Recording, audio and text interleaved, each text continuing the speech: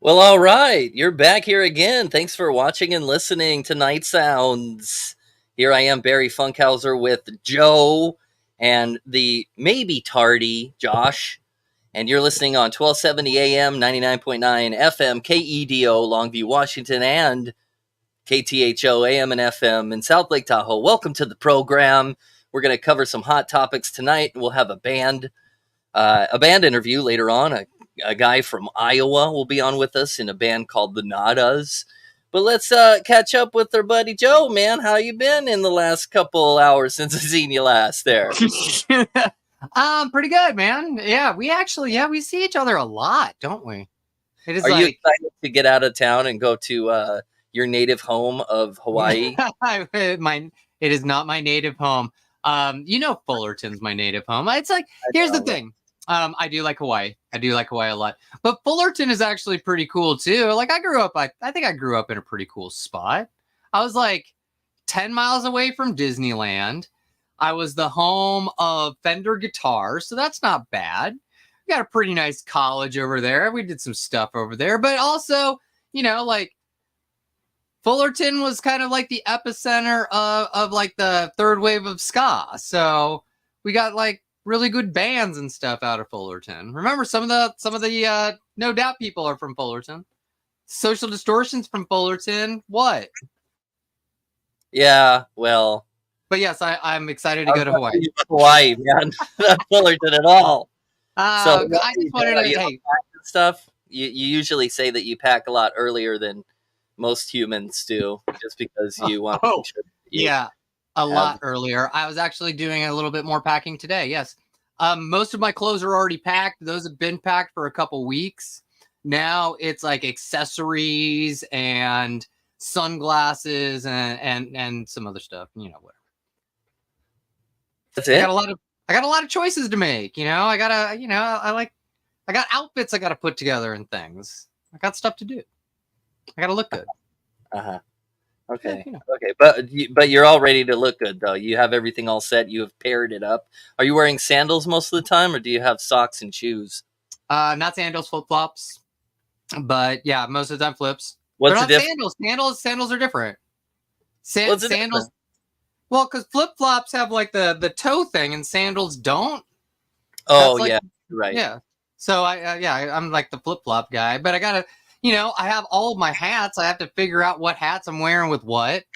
But I'm also in the I guess the beauty prep mode as well. I just got back from a waxing appointment, so. Well, okay. There's something that makes you very unique again. Waxing appointment? Your face, or what are you waxing? Should I ask that question? No. Are we allowed to ask? Wait, I thought we've talked about this. We've never talked about this? Never in this forum. No, I don't understand at all. What do you wax?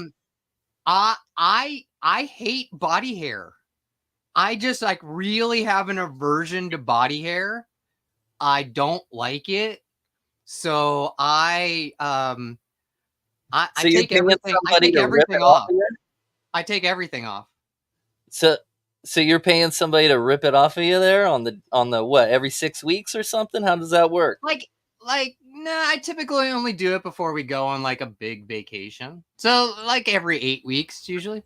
Okay. So yeah, so I don't know, the top I just shave, and then everything from the belly button down, gets ripped off. Oh boy, that sounds exciting. Well, okay, another question for you. When you go over to the island, do you have to rent a car, or how do you the islands?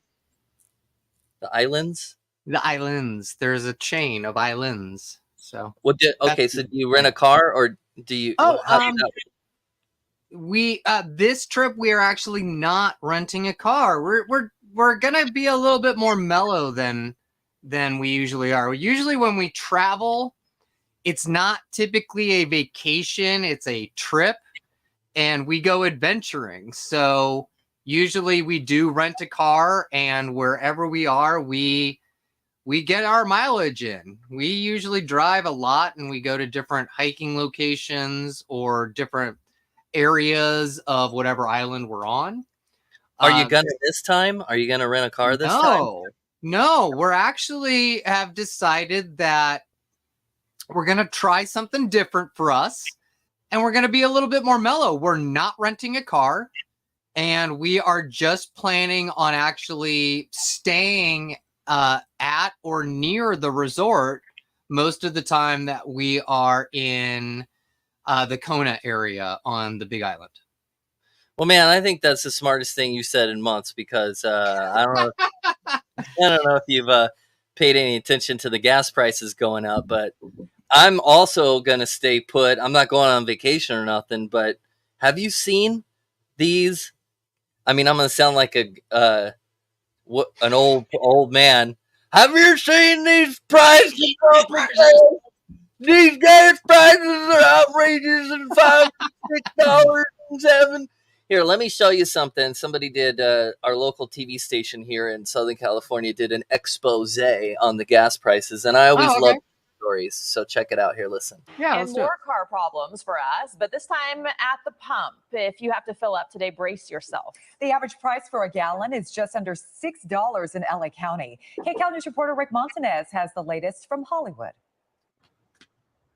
It feels like we're always holding out hope for those gas prices to go down. And this time of year, we usually see the trend start to drop off, but we have not seen that yet. Prices steadily increasing here in LA County. They are up yet again. And you see here in Hollywood, we are on Santa Monica Boulevard in Highland, and the prices are right near $6 a gallon. So let's give you a breakdown of prices around the Southland. In LA County overnight, the price went up by 3 cents per gallon, which may not seem like much, but it is another increase on top of several others we've had recently. So now the average price is about $5.65. In Orange County, we're at $5.63. Ventura County sees an average of $5.62 this morning.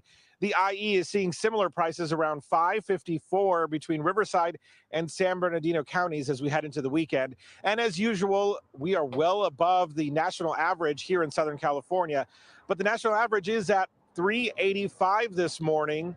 AAA says crude oil prices are up as well, which is helping raise these gas prices. But since we're heading into fall, kids are back in school and many vacations are over. That means demand for gas has fallen. That's helped to keep pump prices from rising too much, but it's been a steady SoCal climb. We've seen prices in LA County tick up 48 times out of the past 53 days. So as you head out to the pump this weekend, expect for prices to be higher than they were the last time you filled up. And we just have to wait and see when those prices will fall.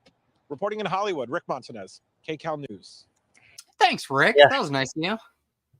Yeah, man. So I ain't going nowhere. Nobody else is going.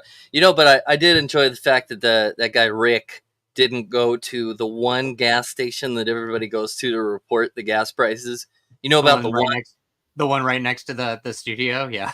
There's no, not that one. There's one gas station. I can't remember where it is here in SoCal, but there's one, and it's always 400% more. So it's probably reaching up to $9 a gallon.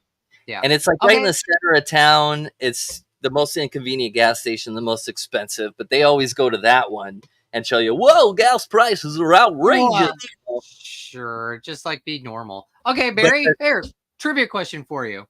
Okay. How much do you think gas currently roughly is in the Hawaiian Islands?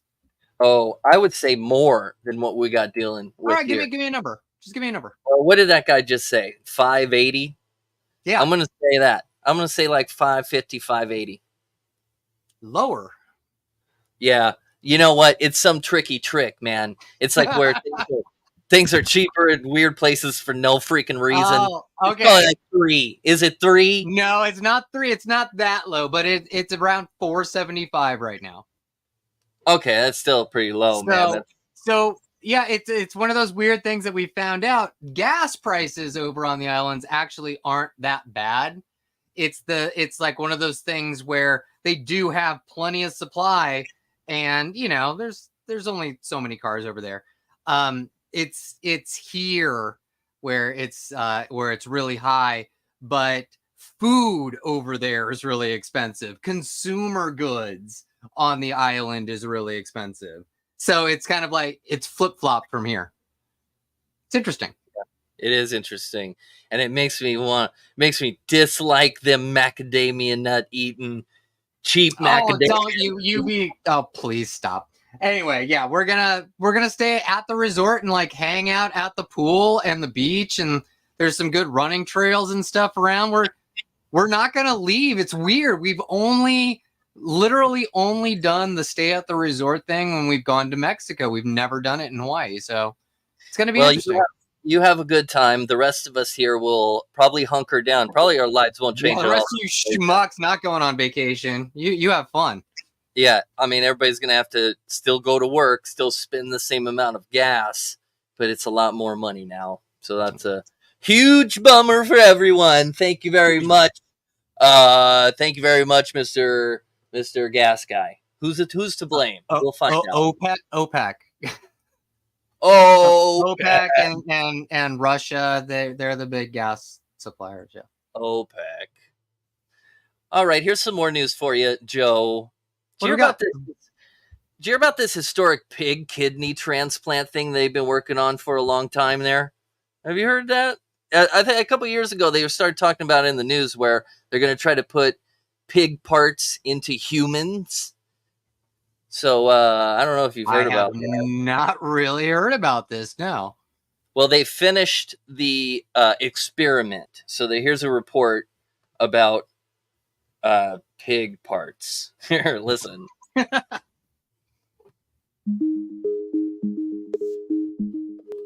What we have learned is that we can do it. This is actually doable.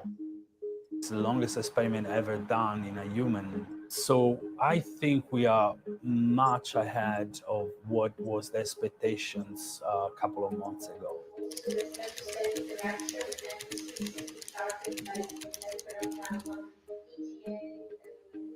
So I'm very excited about the fact that we were able to push it this far without any significant major rejection event.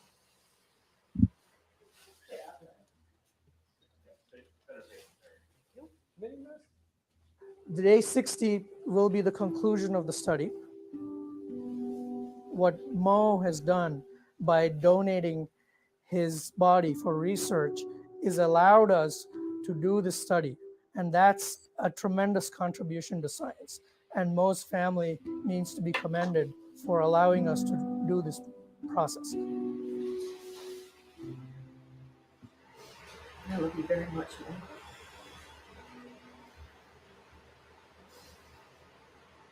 And you'll be thought of and missed every day. And so it's really important for us to handle the transition from the end of the experiment to whatever else needs to happen after the conclusion, really respectfully and carefully. Candles Always. to honor the gift that he's given. And then we'll go downstairs and start the surgery a little bit after 8 a.m.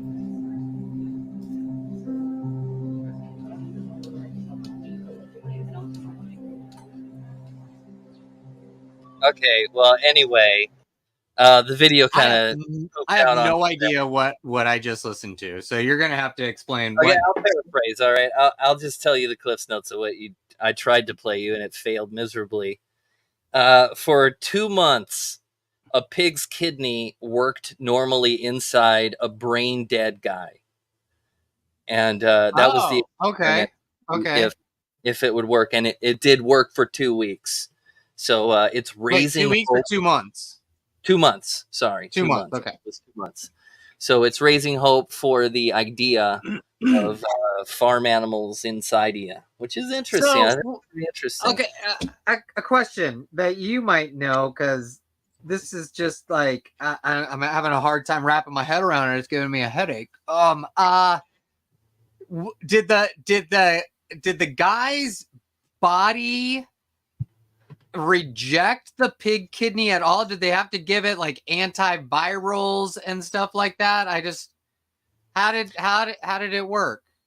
You know, that clip didn't give us any intelligence, man. I really pulled that. Yeah, that sucks. I pulled that story for Josh because he may have been in that world where Josh has a pig kidney? What? Well, I That's don't know. insane. Maybe Josh can explain. I mean, I was going to ask you what you think about using farm animal body parts to keep the human beings alive. But hey, Josh, what's up? Hey guys, first and foremost, allow me to apologize for being 11 minutes late. I was actually at a day spa getting all of myself shaved from head to toe. I Good like job, that. man. I like, come on. Oh, Joe, do you do that too? I want to make sure that nothing, not a Yes. stitch of hair is on me. I'm very particular. I am smooth like a dolphin. I wasn't, and now I am. So here That's great news, man. Congratulations. I'm really happy to hear that. So here I am now. My apologies. Barry's throwing me here. You may not know this. I'm a 2-time kidney transplant patient.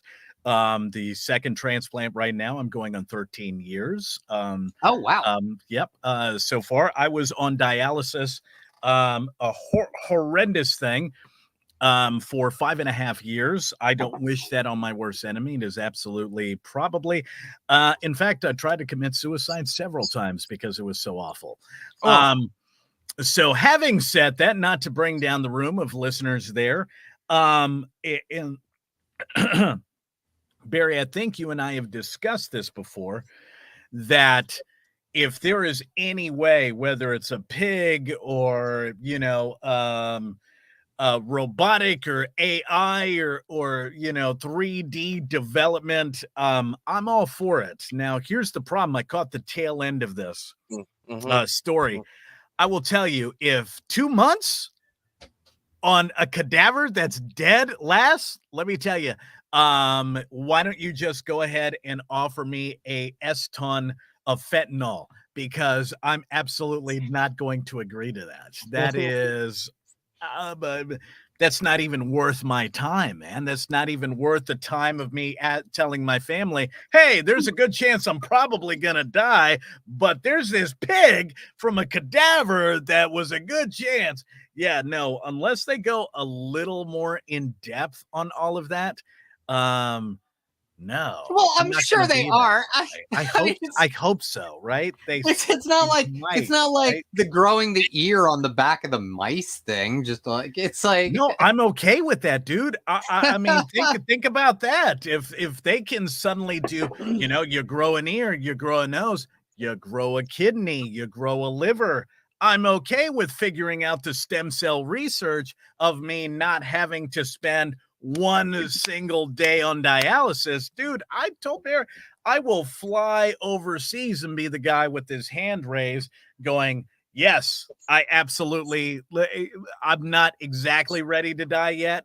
Go ahead and test me to do that. But if anywhere in the paperwork they say, well, there's a good chance it'll only last 2 months because we only tested it on a cadaver, then I'm giving them the bird and moving on. See, that's the other thing about the story. Like, we don't have enough information to really judge the story. Did it fail and that's why they had to end it? Did they just end it because they're like, oh, hey, it works. We have proof of concept. We're going to end this experiment and move on to phase 2. Like, we don't know. We don't know. And we don't I really want to know, did they still have to administer what is the medication you have to take so your body does not reject your kidney? I take anti-rejection pills. There's one medication called mycophenolate, 250 milligrams that I take 3 times a day. I have to separate it 12 hours, and then another one. It differs amongst transplant patients where I take cyclosporin. 1 milligram, and then you separate it. Obviously, it depends on the individual, right? Like, how your body reacts to the medicine. The one thing the cyclosporin does is causes tremors. Like I used to call them Michael J. Fox tremors.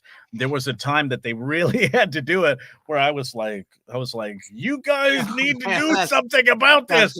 That's just bad. Well, I used to make fun of it. I mean, I'm one of these very rare patients, right, that could be able to make fun and then at the same time say the F word to a lot of the doctors, saying, sure.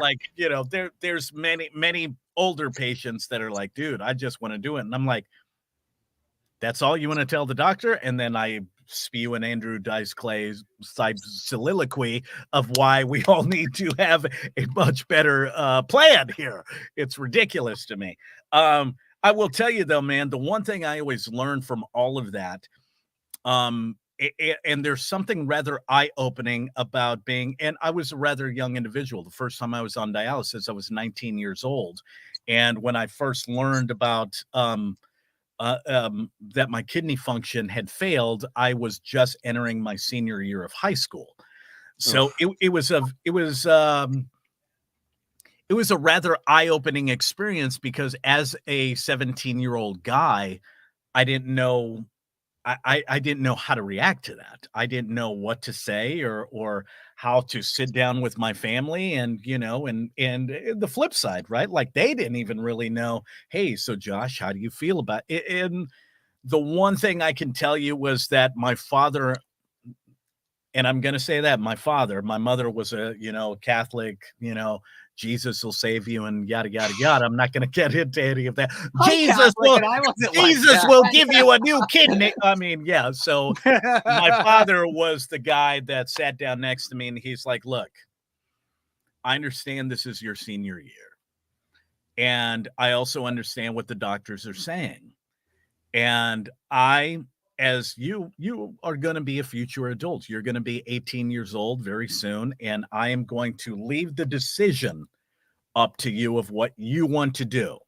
Because if I left it up to your mother, she'd strap you to a machine. It is what it is, and then I'm pretty much effed, right? From a health standpoint, right? Like, think about it, man. It would have completely ruined whatever little experience I would have had as a 17, 18-year-old guy going into a senior year of high school. So the fact that my father had pretty much said that, and I said, you know what? I think I'm okay. I think I can survive a year. And to me, I did up to 19 years old. And it did get to a point to where I got very, very sick. And the doctor gave me one of two options. He said, you have 3 months to live, or you go on dialysis. Right. You pick. You ready to call it a day at 19? Live like the rock stars you listen to, or you want to see what can happen? And I said, you know what? Let's see what this dialysis thing is all about. And a year and a half later, April 4th, 1994, just before Kurt Cobain had wound up doing that, I was convinced that Kurt Cobain's kidney was in me, because I was in the hospital watching the news going, oh my God, this dude just killed himself. And now all of a sudden, magically, I'm going to have a kidney transplant. Dude, I was convinced. Obviously, probably that wasn't the case, but I will say, 13 years of complete radio debauchery, saved me for that. But, here I am, an older man. And when my kidney failed again, and I was stuck on 5.5 years of dialysis, really kind of changes the perspective when doctors and whatnot. Sorry, Barry, I'm going a tad over on our time here. Wind up telling me that you only have this one, and I'm not quite sure how long it'll last. But on the flip side of that, I don't know if we can give you a third transplant. So make it last, buddy. Hey, let's do it. So when I start to read stories and I start to do the research, I read these silly pig stories, right? Stem cell research, right? Like all of this stuff. A part of me thinks, you know what? I'm an uncle now. I'm not quite married, but I don't know what the future holds. I'm no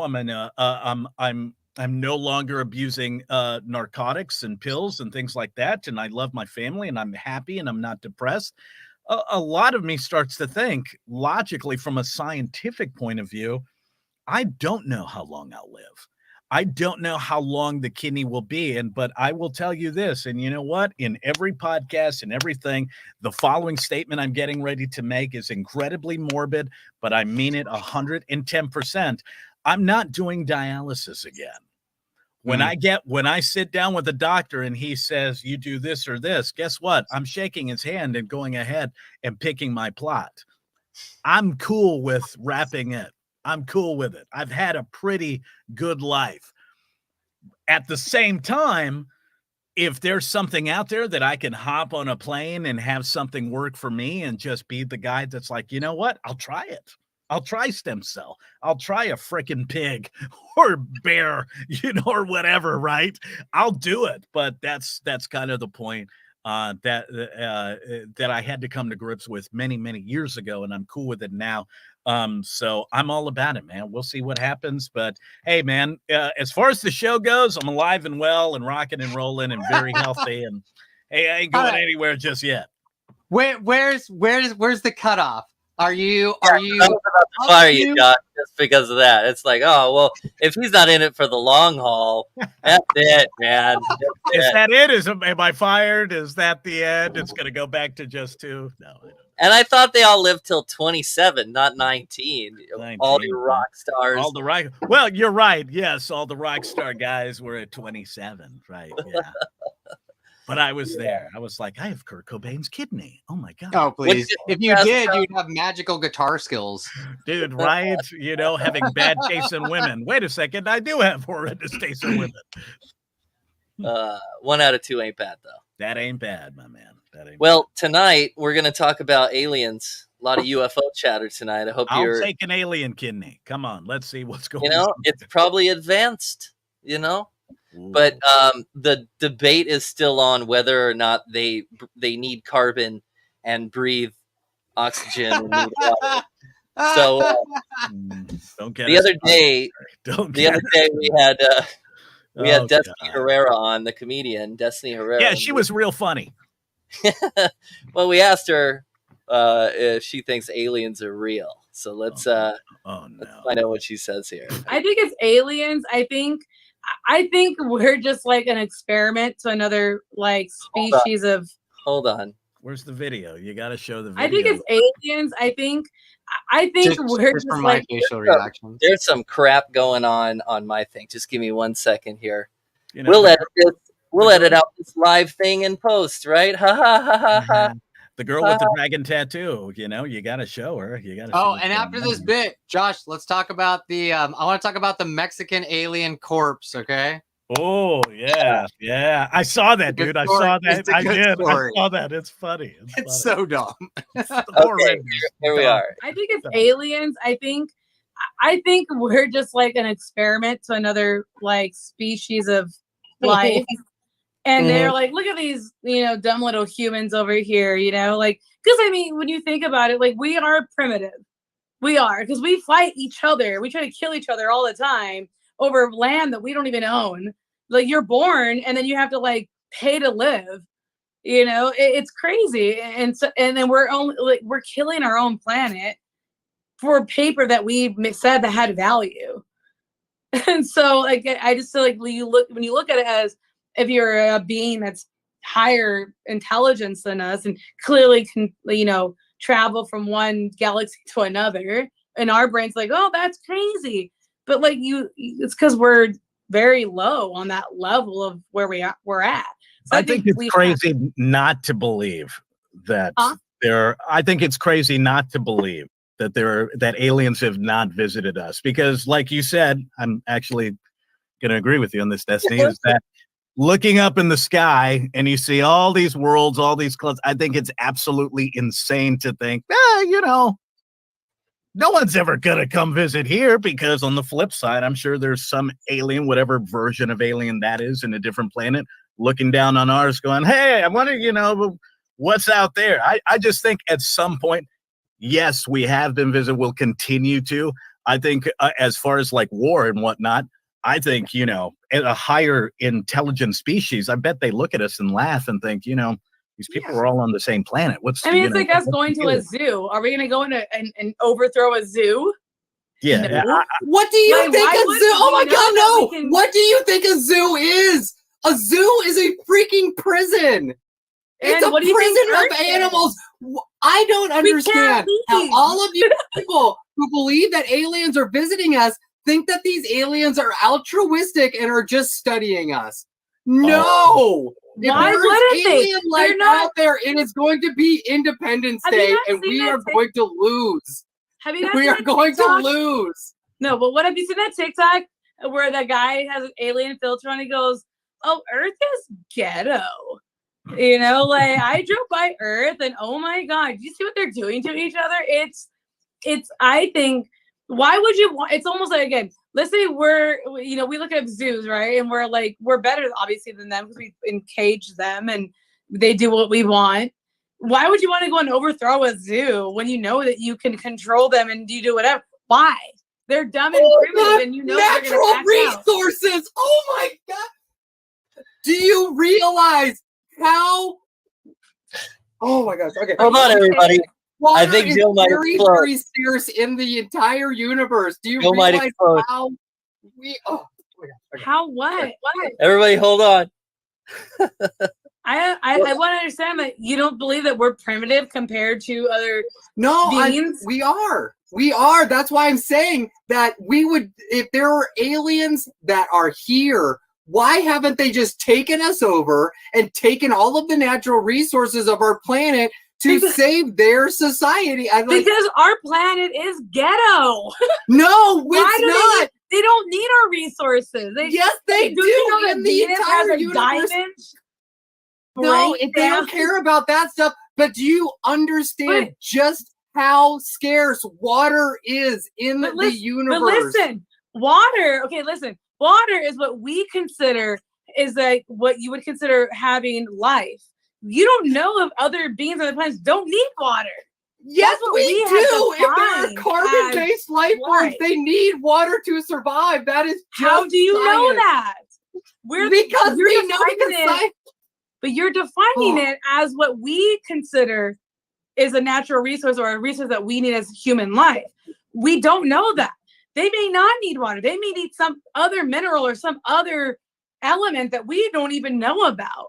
I mean, clearly they have other elements. If they can travel at light speed, that we are like, oh, what's that? It's like, I'm sorry. It's like creating the wheel.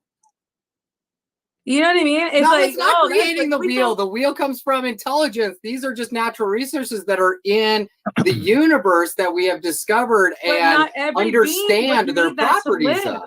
I thought about this in actually junior high when they said that life was based off of water, which yes, to our knowledge. But it's not. No, life is based on carbon.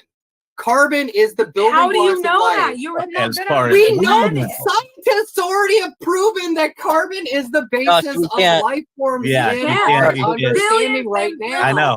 Galaxies. There's things that we cannot even fathom. We're a tiny little speck. Like when you look at something on the floor and you can barely see it, that's what we are compared to everything else in the entire galaxy. It's infinite. It's so infinite that we can't even. What happened? No, keep talking. Barry just changed his screen door. That we can't even fathom it. So that's why I don't agree with like we know to our knowledge, but like there are so many things that we don't even know. It's like imagine trying to explain social media to an ape at the zoo. What do you mean you don't get it? You just click this button. Everyone on it's like they would look. You have to look at us as a lower being. Because we, as humans, we think everything revolves around us. But it's the assumptions that people make that these aliens are following what is basically the Star Trek first rule of non-interference, and I just don't buy that. But who made those rules? A human? No. What I am saying is all the people who believe that aliens are living among us right now and that the UAPs that we all see are non-human intelligence. What I am saying is that it's unfathomable to me that you are all making an assumption, and I'm making an assumption that you're making an assumption, but you're all making an assumption that they don't want to interfere in the human development process. And I'm saying we're just like a project and like they, like people can rob places, right? You can go to a department store, you created this whole like business and whatever, and people go and break it and rob it. People get abducted all the time, right? Abducted, we don't know, but it could be an alien. I mean, there's good and bad, right? There's always that balance I think that's okay. So basically, always a good and bad. So do you think that the Earth is just like? Oh, I'm sorry. Go ahead. No, I mean saying there could be another life form that comes and abducts people or does some stuff that makes it be like, oh, there's aliens, but they're like, well, you weren't supposed to do that because they kind of broke into Earth's atmosphere and weren't supposed to. I'm just saying that. Well, but if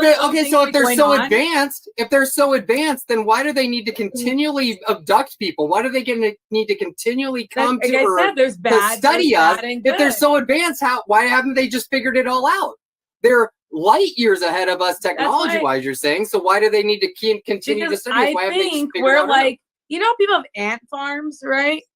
You have a little ant farm, right? And you're like, you keep it. We know what it does. We know what it does. But we have them. Why not just continue to watch what they do?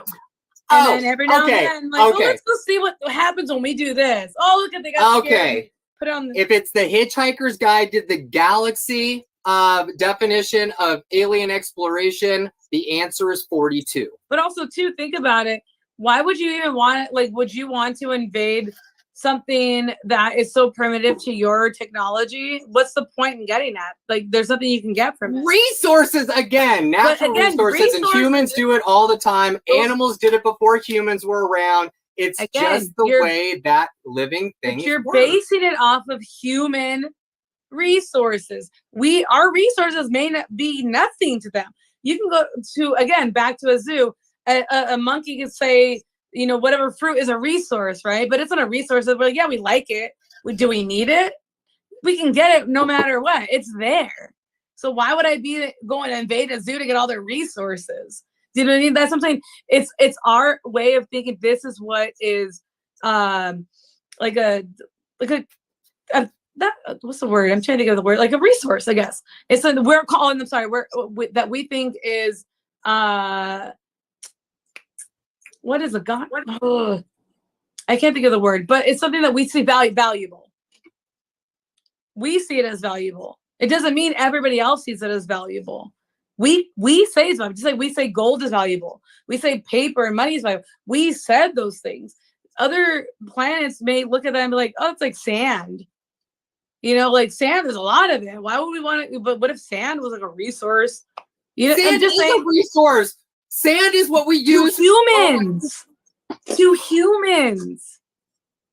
I get what you're saying with elements and all that, but I'm saying based off of just what we know in our own galaxy. We don't know. I'm talking about the unknown. I'm looking at it as a bigger perspective. And a bigger, like, you know, as big as the universe is, we are literally just this tiny little thing. There's even on our own body. I am not fighting you on that. I do think that we are a tiny little speck in the universe, but I do also think that we do have natural resources here that aliens would use because the physics of the universe don't change just because we're light years away from Earth. The physics in the universe are still there, and we know what the building blocks of the universe are. We've gotten that, at least that. But that's to our knowledge. But there's like so many things that they end up discovering that we are not able to discover because we don't have the technology to discover it yet. That's sure. I get that. I get that too. But I'm saying we're in. I agree with you. I'm just saying our perspective is what we know and what we're able to discover with the technology that we have. But there's technology that obviously they have that we don't have. There may be a whole other view of the world or elements that we have no clue about. Clearly, we don't know how to go from one light year to another. You know what I mean? That's all I'm saying. That's my time. Okay, well, I want to know what Josh thinks. I don't care. Yeah, and we're back here on Night Sounds after a heated debate about aliens. Man, I got really fired up about stuff. Yeah, like you did. That Fox segment was brought to you by. I will say, let me just say from a positive aspect, and I don't know if you guys noticed this, she does really have nice eyebrows. That's what's missing from my face. Yeah. I know, I'm very jealous of her eyebrows, actually. Dude, like, seriously, no joking. I'm really envious of that. Did you wax those off in your latest? Is that why you were late? No. No, I do threading, and I'm doing that tomorrow after I get my nails done. Maybe that's what I'm not doing. I need Yeah, I am a prima donna. I need to have that Fraser Crane moment where I can do all that. I need that. Yeah. Well, you are definitely a Gen Xer, right? That's what you are. Yeah, well, we both are. Joe and I are Gen Xers. And I think I'm a millennial. God, of course. Are you? Of course he is. Wait, when were I? you born? I don't know. 81. Like, here's the thing. It's like I always feel like the generational barriers, you got to kind of give a few years on either side based on like where the person grew up and, you know, kind of like what influences they had. Like Barry, you seem like very solidly Gen X to me. Or you would be like a geriatric millennial. Ooh. That's what they call like the older segment of millennials, I guess. I like that. I think, and tell me if I'm wrong, Barry, I think you've hung out with enough Gen X guys that geriatric millennial, right, kind of is bleeding over enough to where guys like Joe and I, obvious Gen Xers, because we're cool, you know, we draw that we bring that out of you. Yeah, it is birds of a feather, you know. That's why I'm confused and don't know. No, But I think it's the industry, though. Like radio, like Josh said, man, all the people who were like the mentors in your life were just like so very hard Gen Xers, man. So I think you picked up on a lot of that. So you know what, Josh, I think that, you know, there's two of us. I think we can actually officially bring Barry into the Generation X. I think that's okay. I think he has met the criteria. Let's bring him in. Welcome to Barry. Yeah, welcome, Barry. I didn't answer any of this. I refuse. I don't accept this. No, thank you. Sorry, you're in. You're in. That's it, dude. No, you can't. We're gonna get you a BMX bike. You're gonna get. We're gonna take you out on a hill. You're gonna roll down it. You're gonna scab your knee. It's gonna be okay. It's gonna be great. And then it is what it is. And then you can just sit back and watch the world burn with the rest of us, man. That's right. Under that one light at the end of the block that your family will never know where you're at. Dad, congratulations. Welcome to the fold, my friend. That's how it is. You're there. Way to join us. There you guys go. One of us. That's fine. One of us. Because I think we're all going to agree on this next story about there was a Gallup poll. Have you heard of these things? The Gallup poll? Yeah. Where they do like national surveys and whatnot. Yeah, of course. They did one on the death of Gen Z and how real it is. You know how everybody's saying that Gen Z doesn't go into the office. They don't like to work. They're, you know, all of these misconceptions and misnomers about who's everyone. Yeah. Well, just who's everyone? I would say like baby boomers, their perspective on Gen Z is probably mostly inaccurate. You know what I mean? They probably think that they do things that they don't do. You know, it's like that's how things start in Scuttlebutt. You know, it's like all the generations talk about each other. But sounds like a bunch of talking heads to me. Wait. It is. It's all that. In fact, I'm sure there is a YouTube video about to be played. There had to have been a TikTok or something about it. Something like that. Yeah. Let's hear it. What do we got, Barry? Well, this NYU professor, she says that the death of Gen Z has been greatly over-exaggerated. Okay. And let's hear her yap for a minute here. Okay, hold on here. Here we go. Here to break down what this all means is NYU Stern School of Business professor Susie Welch. I'm having a glitch here, you guys. Hold on. We're live, but... Is it me? No, it's me. It's me. Oh, it's you. Okay. Is NYU Stern School of Business professor Susie Welch. What is going on here? I think we all have this expectation that, you know, our kids are going to have a harder time than we had. but they feel so much better about the situation. Yeah, when I first read about these results, I thought, well, the death of Gen Z has been greatly exaggerated, right? Because our generation, and the statistics, the Gallup poll really shows this. Our generation is sort of that they're dead to us. They're over. They're entitled. They're lazy. They don't know how to work. But Gen Z is filled with hope and optimism for themselves. These numbers are very high because there's this 76% that says, I'm very optimistic about the future. 85% believe they'll achieve the goals that they set out for themselves. And meanwhile, the general population, which is us, people who are not Gen Z, say, forget it, they're never going to achieve anything. Okay, but who's right? Well, we shall find out. I actually believe in Gen Z. I think that they want to know how to achieve. They want to learn more. I think they want a different future than we wanted, and that might be the source of some of the frustration. When the poll asked them, "What is your dream? What's your American dream?" They said something that's kind of, I think, a little bit startling to our generation. They said, "We want to make enough money to live comfortably." Now, that on its face sounds like an okay goal. I want to make enough money to live comfortably, but when their word "comfortably" is not about financial security, it's about anxiety.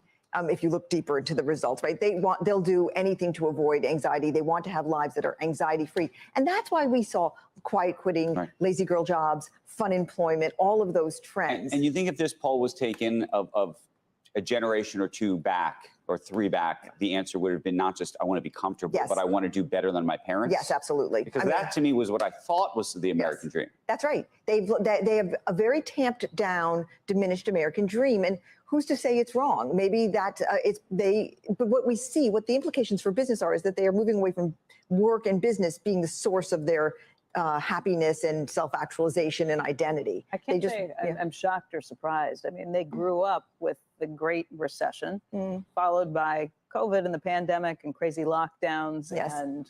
And their view of the future can be quite nihilistic. Right. If you look at some of those things, if you grew up and watched your parents get in trouble during the Great Recession, you think, I'm not going to put myself through the things my parents did and sacrifice all those things for what? For nothing. For the man. They don't want to do it. Am I wrong to have more hope for Gen Z than maybe some of the other named generations? I think no, I don't. don't. I have a lot of hope for them because they have one really beautiful thing But they're about different, them. aren't they? They're They are different, different. than the They are. you know, hoverboard generation, Yes. whatever the hell they living in their parents' basement. Yeah, no, they are, at least in my classroom, my experience, and I talk to a lot of people from Gen Z, I think my kids are they want to work very, very, Yeah. they want to have meaningful lives. Okay, so that's Not just apps on their iPhone. no, they want that, they actually like more in real life communication than previous generations. I have a lot of hope for them, actually. I know that's Okay, so but let me ask you this.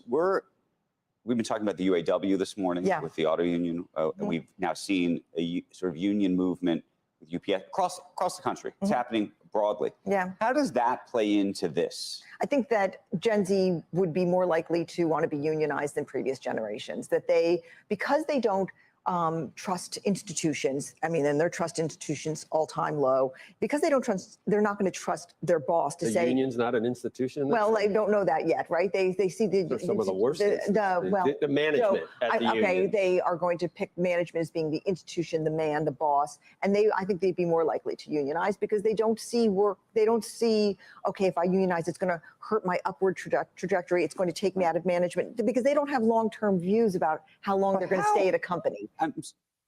Yeah, but who has, though? It doesn't matter the Gen Z. Who has ever trusted the man? I mean, you can even go back to baby boomers that said that, right? But I think it's a matter of work ethic. And I don't know. This seemed like a pretty lame story. I mean, I don't know. Joe, I literally knocked my hat off. My eyes rolled so hard listening to that story. I don't know if this woman, who is certainly been in the upper middle class to upper class probably most of her life, has ever actually gotten down in the trenches and talked to Gen Xers who've been working since they were 15, like me. I don't know. I have always just wanted to be comfortable. I have no anxiety. I never was like, man, I got to do better than my parents. I was just like, I just want to be comfortable and live a good life, be able to travel.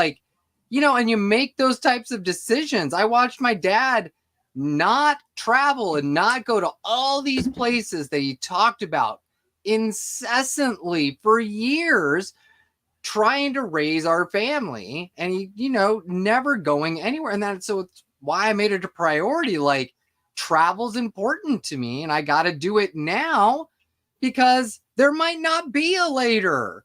And I think a lot of us have been in that position for so long. I don't think there's a whole lot of difference between what Gen Z, you know, as a total is asking for and what most people just want. A decent paying job, not to worry about, you know, your health benefits all the time, have all that kind of stress and anxiety, you know, and just be able to like hang out every now and then with your friends and family. That's all people want. We're not trying to be lazy. We're just trying to like get by. It's hard. Yeah, look, I saw my father when he found out that he knocked up my mom at 19 and needed a job. He got a job at Frito-Lay packing chips, and he spent the next 50 years, the longest running Hispanic in PepsiCo history, by the way, just doing what he had to do to support his family. And he spent hours and hours and countless days and weeks of not having this thing called vacation, then finally being able to get to a point where he could have a vacation. And then there was this thing from Gen Xers called timeshares. And my father thought, you know what, a timeshare would be great. I can take my kids there. Then, you know, my little brother came into play, who is the, a lot like Barry now, you know, the Gen Zer. But my point is, much to your point, Joe, I saw my father bust his ass for so long and working so many hours. At the end of the day, it wasn't a matter of just trying to be better than my dad. When I got into radio, I'll never forget when I said, hey, Pop, you spent all this money sending me to private Christian school and trying to get this good education. And then out of nowhere, I said, hey, Pop, I'm going to be a radio personality. And he looked at me and he said, only one thing. Are you going to be able to pay your bills? Mm-hmm. I said, yeah. He said, are you going to be happy? I said, Pop, I think I am. He gave me a hug. We took a picture in the studio with my first job, and that's all he ever gave a damn about. And guess what? Guys like Gen Xers, everybody else, that's all I ever cared about. I just wanted to be happy. I paid my bills. I could travel whenever the hell I wanted to. And you know what? For these other generations, don't think about trying to outdo everybody. Make this huge TikTok, you know, 6-figure salary. Just be happy. You'll learn to be happy. Learn to be happy with yourself. Learn to be happy with your loved ones. Learn to be happy with the people that actually care about you. At the end of the day, that's all that really matters. Well, but I think that's one of the points that she's making, and that people are maybe confused about or disappointed in because other generations had a different view of it. Trying to do something that makes you happy is sometimes looked at as not good enough. You know, like, yes, you can't have a job that makes you happy. You got to get a job that pays you really well, you know, that makes you a big star in some way. You know, it's like, no, it doesn't. No, it's not. That's not. And it takes people way, way too long to figure that out in life, you know. But I always thought that if they had someone like, you know, where they had individuals from the Gen X or whatever to just be able to sit down with them, because think about it, they spend so much of their time thinking that they have to accomplish so much and have to achieve a financial level that's way beyond, even beyond their parents, that I don't think they truly understand how much they're giving up. Right? Yeah. Like, I don't think anyone ever sat down with them and said, well, yeah, you're going to work. You know, you think you're going to work 40 hours, pff, whatever. You're going to work 60, 70, 80 hours, busting your ass and never have time off, right? Like, that's, if you want to get that and achieve that, it's not gonna happen with you just going, well, I posted a really cool picture on Instagram or TikTok and it took off. That's less than 1% of anybody that does social media marketing. It's Less than crazy. 1% of 1% of 1% of 1%. It's a minuscule amount. Like, you have a better chance of getting into a professional sport than you do of breaking through on YouTube or Instagram or anything as an influencer. It's mind-boggling. Absolutely. So many people. Yep. So Gen Z, do it to be happy. It's okay. That is okay. Dude, be Just happy. Be happy. Be happy. Be happy. Don't worry. Be happy. Finally, you two agree on something. I do. Sometimes. Every You two generation of people agree on happiness. I like it. Well, We can agree that NYU professor was like, wow, just out of touch. Way out of touch. There's just so many of these elitist snobs that just don't get it, and it is what it is. That's why they're not in sports. That's why they don't get that.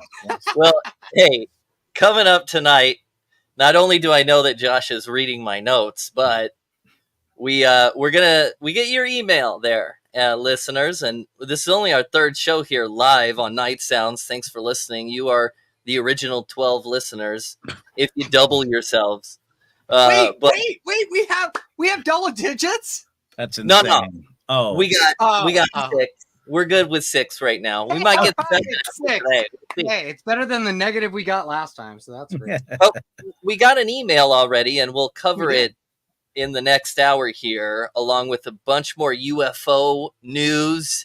But right now, to prove that we're live on a Friday night, I don't even know if there's sports happening, but it's time on Night Sounds to cover kind of whatever is happening live right now. Are you just throwing this at us right now? You didn't even give me any prep or anything? I saw the notes, and all I can say is that there's WNBA, but let's be honest, who cares? I mean, ain't nobody doing that.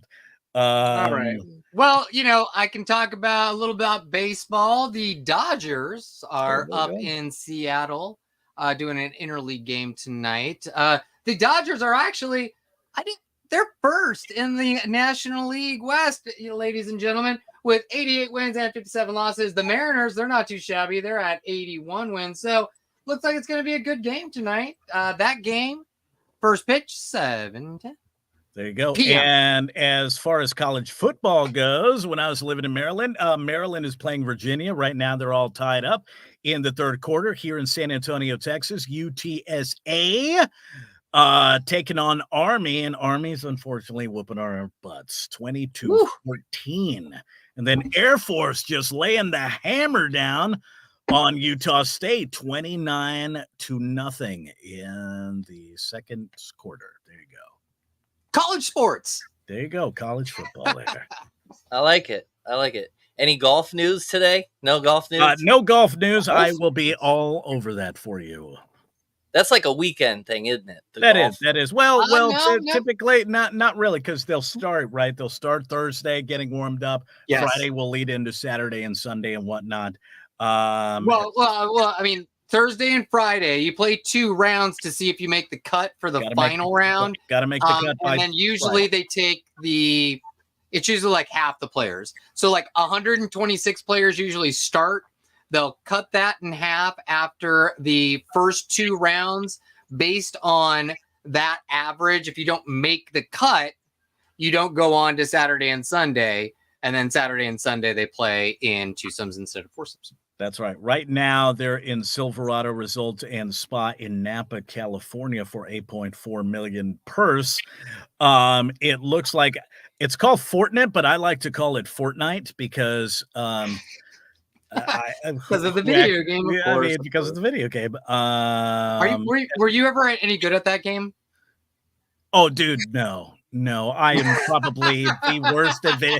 Dude, I'm a Gen X guy, man. The most I did was anything on Atari. I did Donkey Kong and Pac-Man, and then they did this thing called Miss Pac-Man, and I thought, how dare they bring a woman involved? And then I was obsessed with going, how is this chick like really killing everybody? So then I made it a point every time I went to a theater to go and try to beat that little bee, Miss Pac-Man. But being in video games for so long, if I playing Fortnite, I was awesome against people my age and got destroyed by anybody under 30.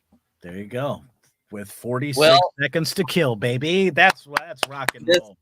This is Night Sounds. You're watching and listening to Night Sounds here on 1270 AM, 99.9 FM, KEDO, Longview, Washington, and KTHO AM and FM in South Lake Tahoe, California.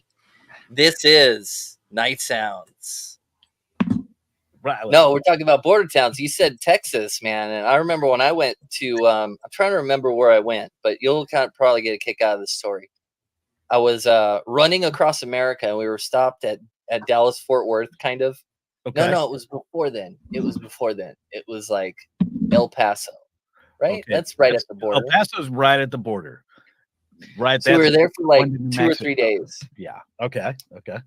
And I casually with my buddies just walked right into the border and walked around.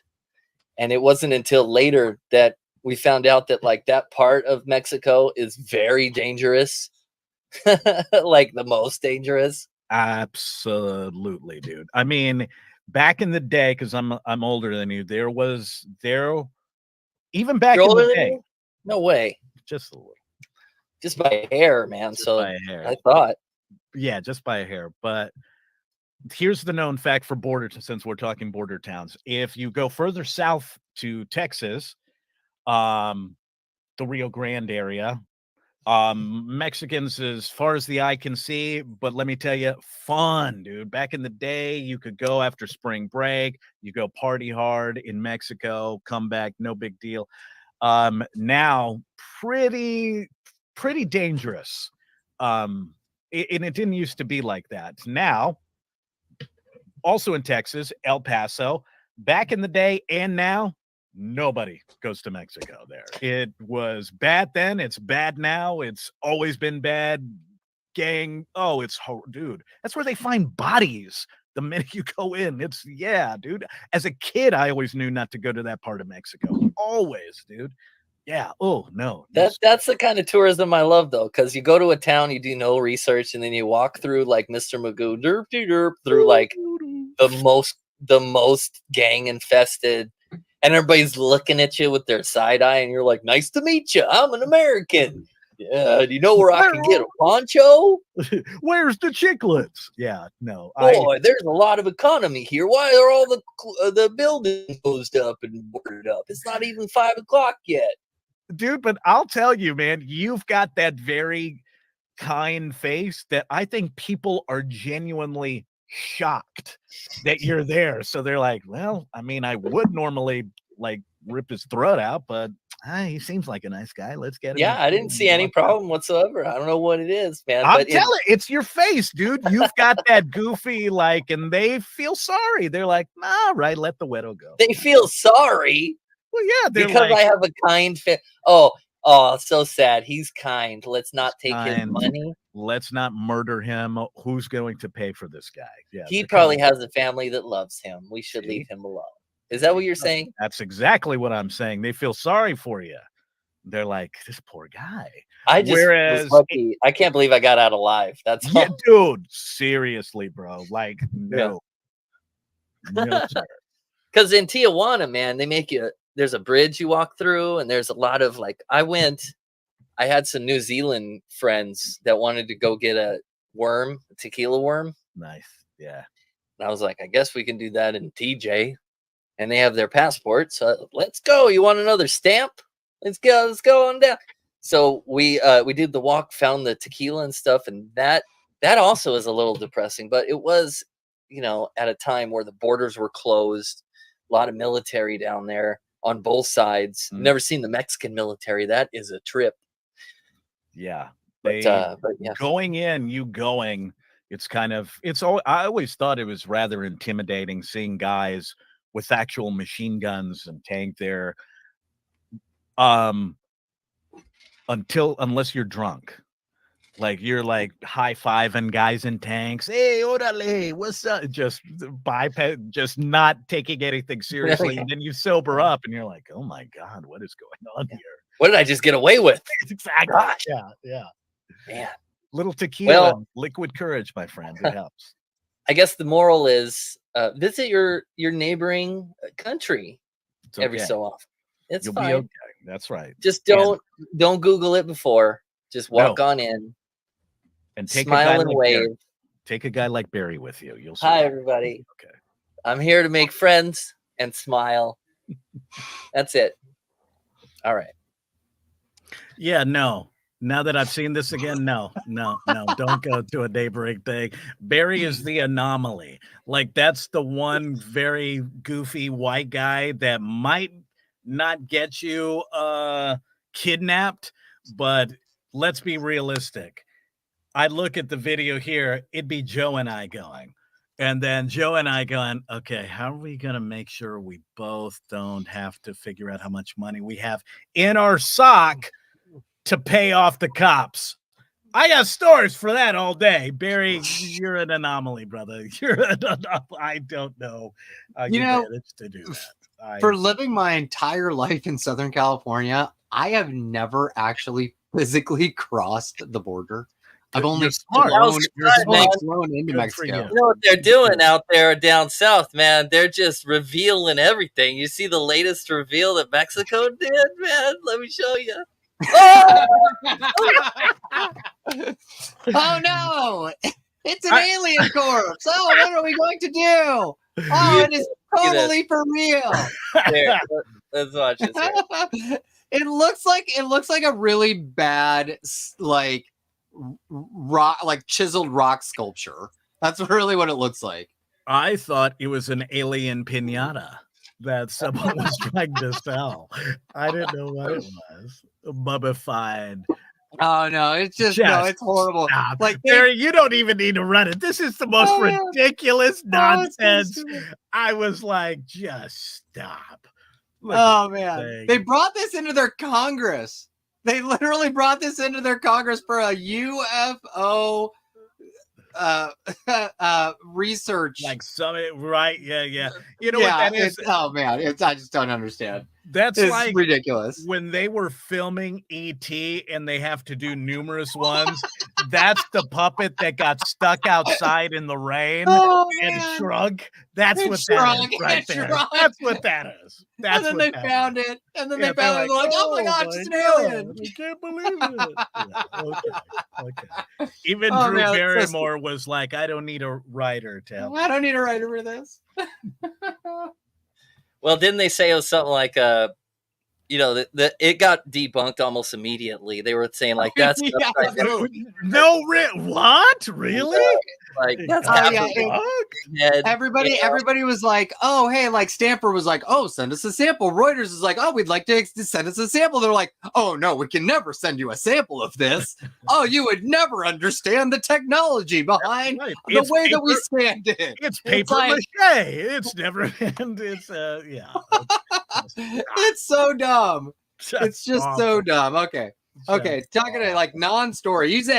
You said Drew Barrymore was a non-story. That is a non-story. That's a real non-story. Hey, you know we're missing late night TV when imagine the jokes we missed on that whole story and all the stories like it during the strike, man.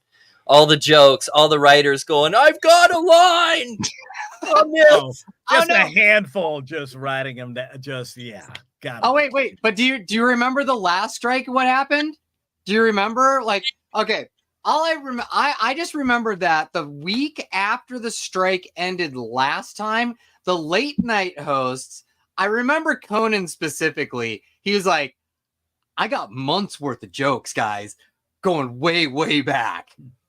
Oh, we're getting in the time machine. And he literally just like went through all the jokes. He had monologues that were like 7 months old, but he's like, it's gold. I'm telling you, it's gold. Oh, it was just great. And so it was like all these old jokes that made no sense because the time had just certainly passed. So that's what we're going to get. We're going to get that again. I miss Conan. Conan was so great, man. I like his Hey, got his podcast, podcast. and I like his podcast and the video thing. I mean, it's not as good as ours, but I mean, I do like it though. And he's got his HBO thing, doesn't he? Huh? I don't know. Yeah, it's called Conan Over Borders or something like that. And yeah, it hasn't come out yet. He's still filming it. Oh, okay. But hey, you guys, you remember yesterday or the other day we were talking about job hunting and how you're supposed to look at it like it's a Tinder date or something like that. You remember?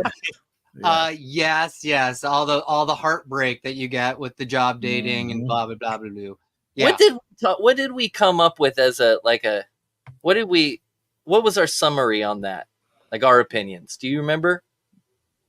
Yeah, it sucks. Is that dating is way worse than having to find a job. At the end of the day, you're disappointed and stuck there in your bedroom with tissues crying yourself to sleep. That's what it is. I mean, it's horrendous, man. Both options. It's awful. It's awful. Both are awful. Dating is worse. Absolutely. That was the consensus. One of you guys was talking about how you're underpaid, getting all these low ball opportunities that are like way low, right? Did we cover that? Yeah, well, I mean, you always get, are we talking about for work? Yeah, everybody wants to always lowball you, and you got to know your worth. If it comes to dating, you get lowballed there too. I mean, they want you 6 foot, and I'm a little less than that. I mean, I'm always getting lowballed when it comes to that. Yeah, with boots. I'm 5'7 1/2, a quarter. Yeah. Man, every episode, I just start feeling a little bit more sad for Josh. He just reveals a little bit more self-loathing, So now I know that he hates that he's short too. So man, I'm starting to feel for you. Really, Trust me, brother. It only goes lower. It only goes lower. Okay, but no, Barry, I don't specifically remember if either of us spoke about getting lowballed. I haven't like specifically gotten lowballed at all. I'm just having a hard time, actually just breaking through sometimes to get to the interview process itself. But why do you bring it up? I'm trying to lead up to this email we got because we already get listener feedback, Oh, cool. Okay. We actually got an email. Now I'm going to protect my friend's identity here because I don't want to reveal all the things that he told me, but I'm going to summarize it for you, okay? He said, it's from a guy named Blake, all right? He says, I watched your podcast and had to comment about people with too much experience and compensation expectations. You see, I run a radio company, and we're always looking for new talent. And I have a few positions open right now, but far too often when we interview guys with 20 or 30 years of experience, they expect to make like something $90,000 a year because that's what they're making before. And he says, we still give them a shot in hopes that we find the right people. However, I'm sure a lot of other media companies are hesitant to even spend the time interviewing if they think the person will be asking for an unrealistic starting salary. So from the other side of things, they're saying that we're asking for too much, maybe. What do you think? Well, that's why we're asking them to put the salary on the job description when they post it. So, because we don't want to waste our time either. If they're posting a job that sounds like an awesome job, but it's like, hey, $35,000 a year. Oh, okay. I might not be okay with that. I'm not going to apply to that job. Trust me, people don't apply to jobs and then try to get an interview and be like, hey, man, I know that you put the base at like 40, but I'm telling you, I'm worth 75, and I know that you can make it work. No, no one's going in and doing that. Just don't waste your time. Doing it. I think people I'm not doing it. I would be more than happy. Like it, and it also depends, I think, on the market and what kind of business that you're in. Like, there's a lot of factors to it, but just post what the job is going to pay. And I'm not applying to a job that's below my pay grade. Well, yeah, listen, I mean, yeah, Josh can speak more on this, I think, because he moved all over the country and had to deal with guys like that. So I wonder, because every time I talk to Josh about a gig, he goes, "What's it offer?" Always. Look, it always comes down to money, man. Money, money is everything. But here's what's interesting about the media industry is that they take all logic and they throw it out the window and just say, "Here's the deal. Just because you're on the radio, I feel our company is Chick-fil-A, so you're only going to make 40K." And if they have way too many people, they'll say, "Well, I'm McDonald's and you're lucky to make 35. Hey, but wait a second, you're going to have a couple of gigs and you're going to make that up." Blah, blah, blah, blah. Look, I've worked enough radio in company, and at the end of the day, like I said at the beginning of the show, what I learned about radio and trying to get a gig as a radio personality is that as long as I could pay my bills for the market I lived in, then I was okay with it. What I also learned is that when they said, "Hey, but you'll make extra," I would literally tell them, "That means nothing to me. I don't care about that. I want to know, what am I seeing on my paycheck? That's it. That's all I want to see. I don't care about anything else." Now, here's the problem in the media industry that's very different than any other industry. These people have very low,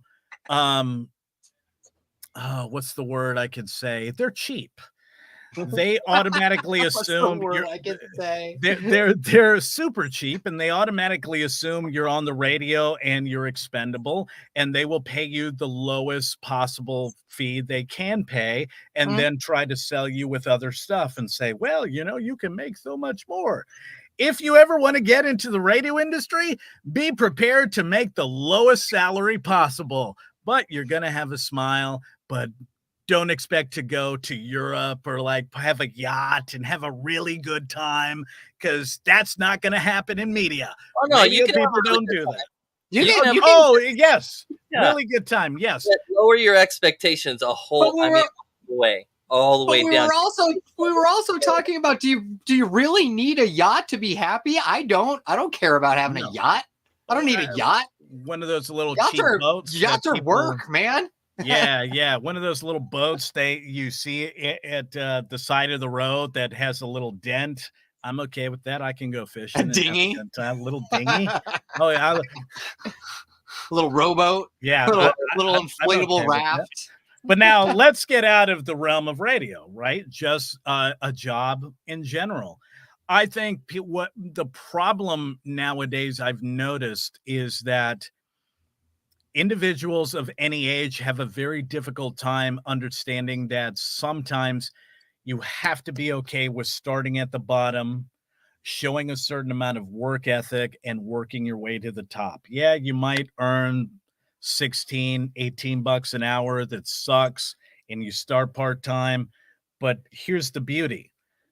There are a S-ton of lazy people that aren't going to work as hard as you. So within a month or two, suddenly you're full-time and now you're making $18 to $20 an hour.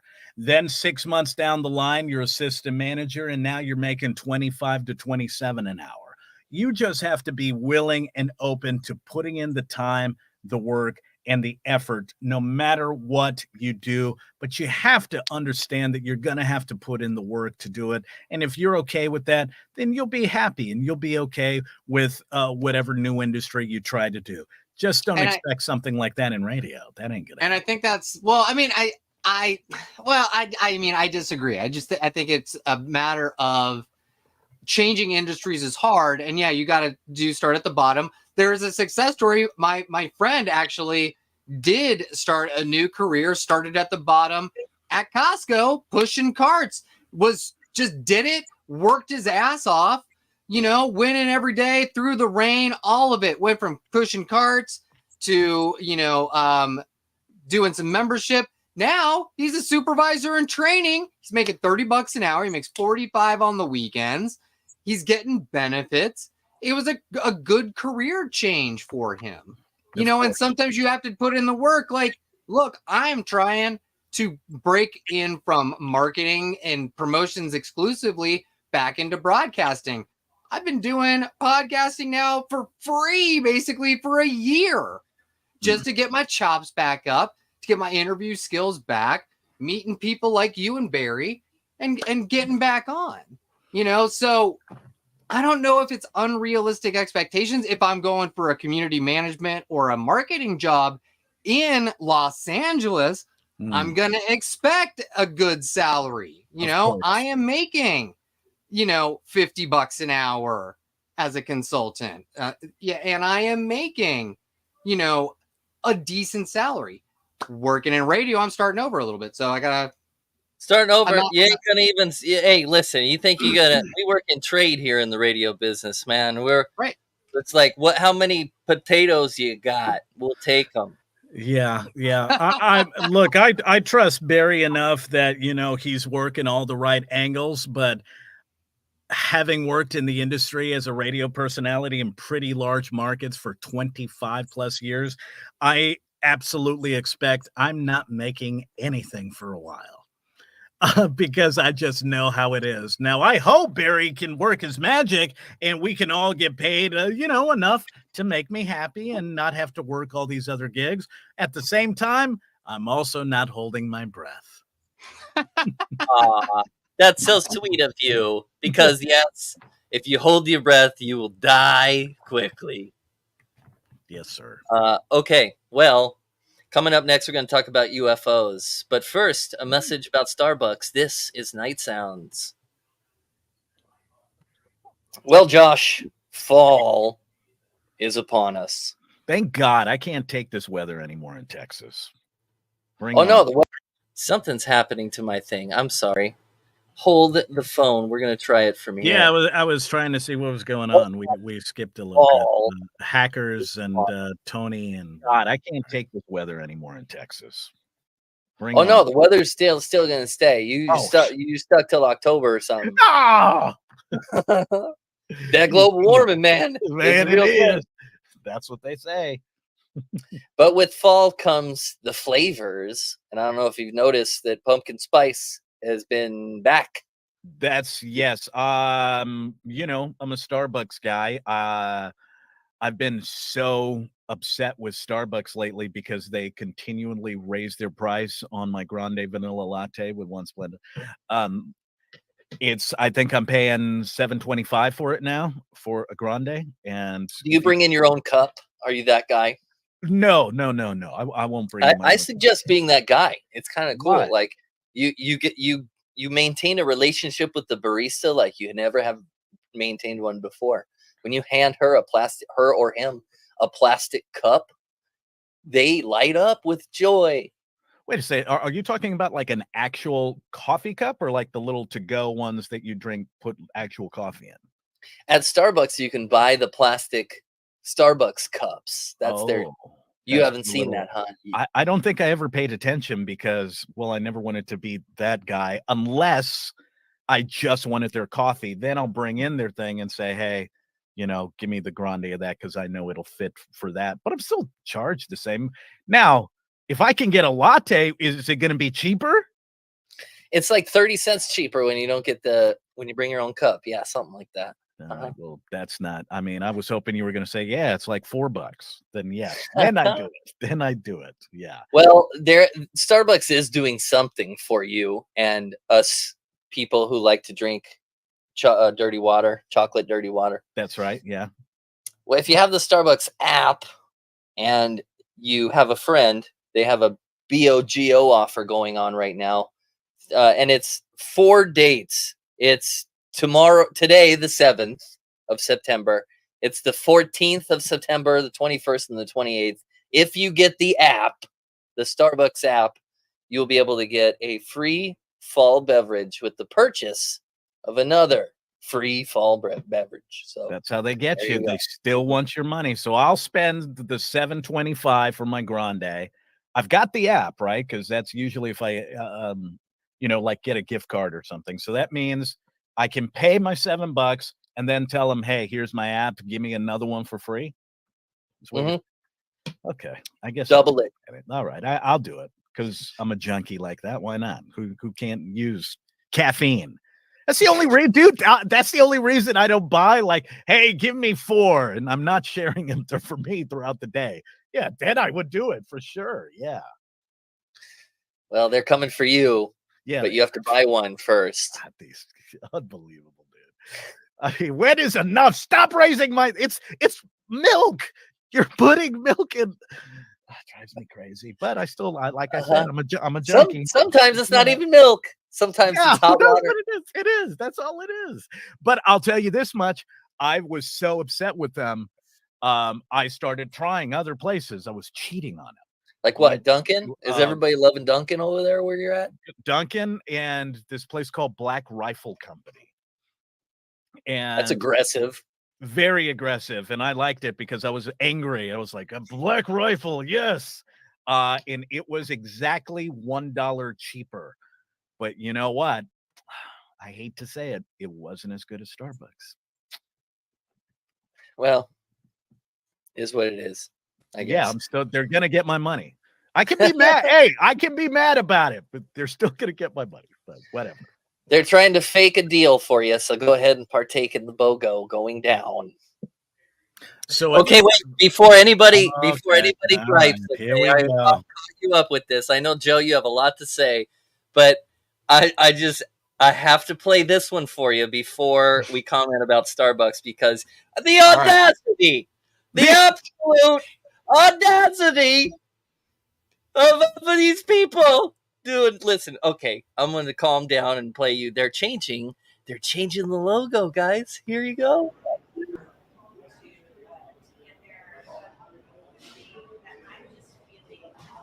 We really want to get to, and we know we need to get to, a single-use cup that is either compostable or recyclable, or move to a reusable cup that eliminates the need for a single-use disposable cup. So that's our goal. Our holy grail is someday to have all reusable cups.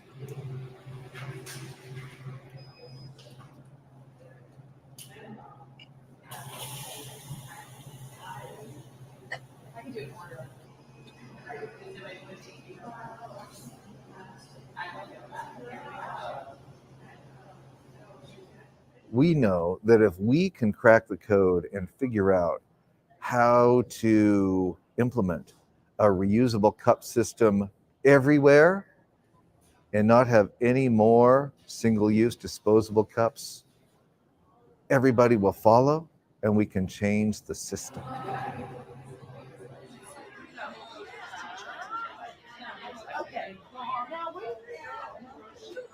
Okay, we have to comment because we know what's going on here. This is, if we can crack the code, it's a reusable cup.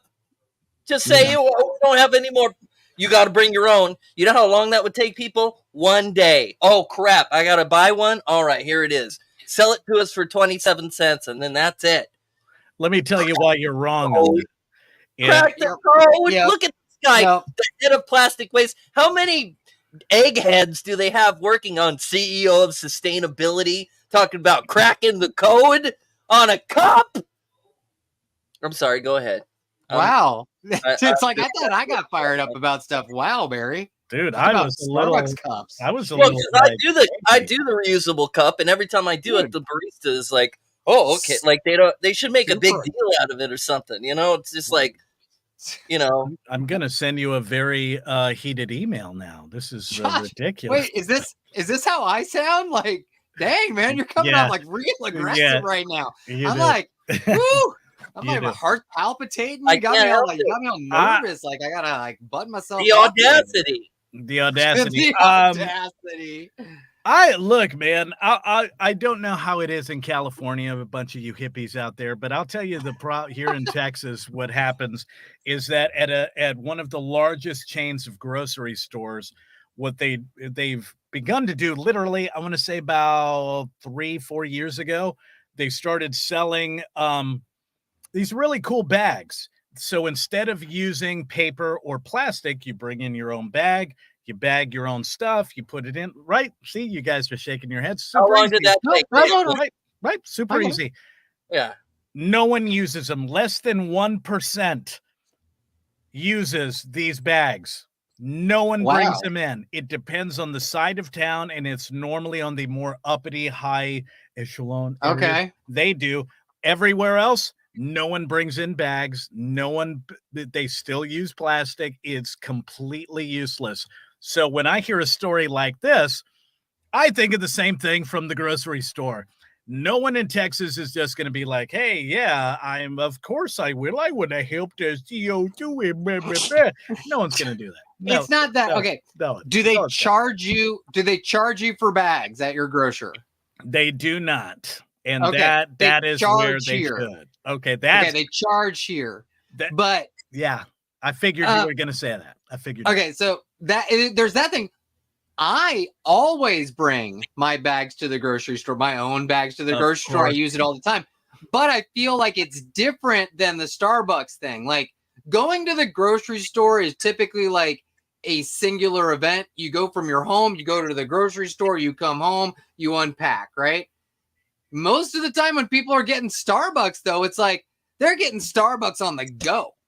You know, and it's like, do you want to bring a reusable cup and then you got the cup and you're going to the mall and then you're finished with the Starbucks and then what? You're going to put it in your purse. You're going to put it in your back pocket. You're not throwing your nice reusable cup away that you paid $10 for. Turning it into a code to crack, Joe. This is breaking my entire problem. That's the thing. The code to crack is to make it so stupid convenient or so unreasonably priced that they have to do it. It's one or the other. So I think they can do it on college campuses if they have the reusable cups and it's like they just have Starbucks recyclable trash bins at every different trash location. Just throw that reusable cup in that bin. Don't worry about taking it back to the store. Starbucks will collect all those cups. We'll clean all those cups. We'll be the ones. That's how you make it easy and convenient. But how do you take it from like a college campus environment that's kind of more closed in to just like the general environment around? Because again, it's not that great to have to cart around your reusable cup everywhere you go. You want to be done with your drink and throw it away. And then my only gripe is I wish my local freaking Starbucks would stop running out of their freaking cold brew because I gotta have maybe that cold brew. I am like Chris Rock trying to get away from Burning Man, complaining about all he wants is a damn Starbucks cold brew while he's trekking through the muck trying to get out of that Burning Man hell. So that's all. Please work on it. Sherman Oaks Starbucks cold brew, please. Calling out names tonight. Ooh. Oh man. Okay. Well, here on Night Sounds, hopefully we won't do a lot more yelling. I'm sorry that we're losing our cool here. This time it was on you. This time it was you. This one's on you, brother. This wasn't Joe's fault. This is on you. That's my fault. No, I blew my top. I apologize. It was not for the kids at home. It was not for the kids. But I would like to talk to you guys about UFOs because we've been talking about it all night. And, you know, everybody's saying like, oh, there's aliens and stuff. Nobody cares, you know. But I caught this really fascinating. There's this guy that you know his face. He's like the astronaut guy. His name's Bill something. And he's going to talk about how he wants to change the conversation from aliens existing to science discoveries. So check out this guy, okay? Listen, hey, check it out here. Hold on a second. As soon as I can make it work. So make us all nerds. That's great. Oh man, it's doing it again. Hold on a second. All right. I wonder what that glitch is, everybody. We're gonna be nerds. This guy wants us to be a bunch of science geeks. That's great. Alien mummies here in the United. Nope. Hold on, everybody. This is not working. That's okay, man. I wonder why it's going on like that. Hold on. I think I know the problem. Everyone stand by and pay attention. All right. I think we're going now. Can we do it this way?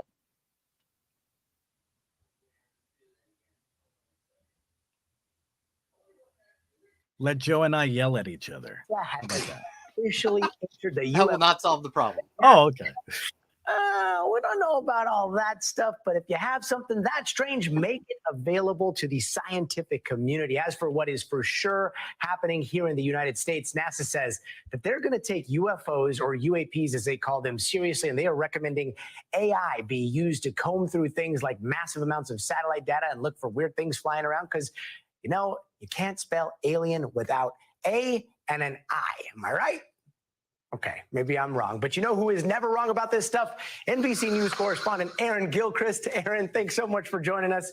Okay, so first off here, how does NASA think we should be using AI to look for unexplained phenomena?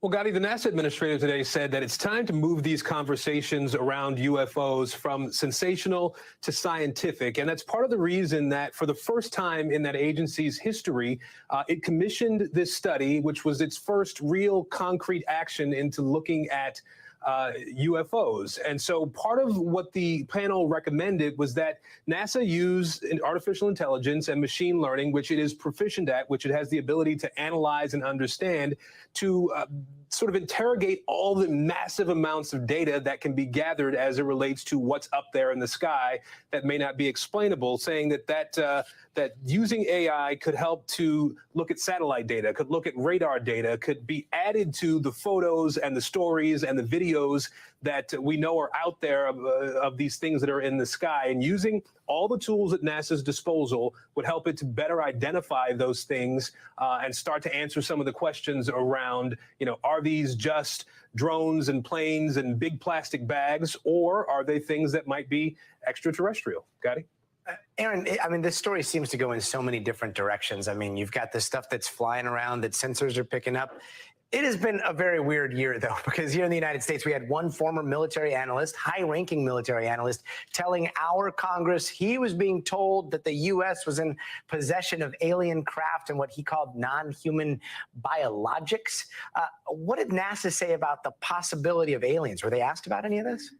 They were asked about that, and they've said repeatedly, and they've said on other occasions, that there's no evidence that these UAPs, as they call them, are extraterrestrial in origin, right? But at the same time, the NASA administrator, Bill Nelson, today did want to sort of delve into that area of, you know, are there aliens?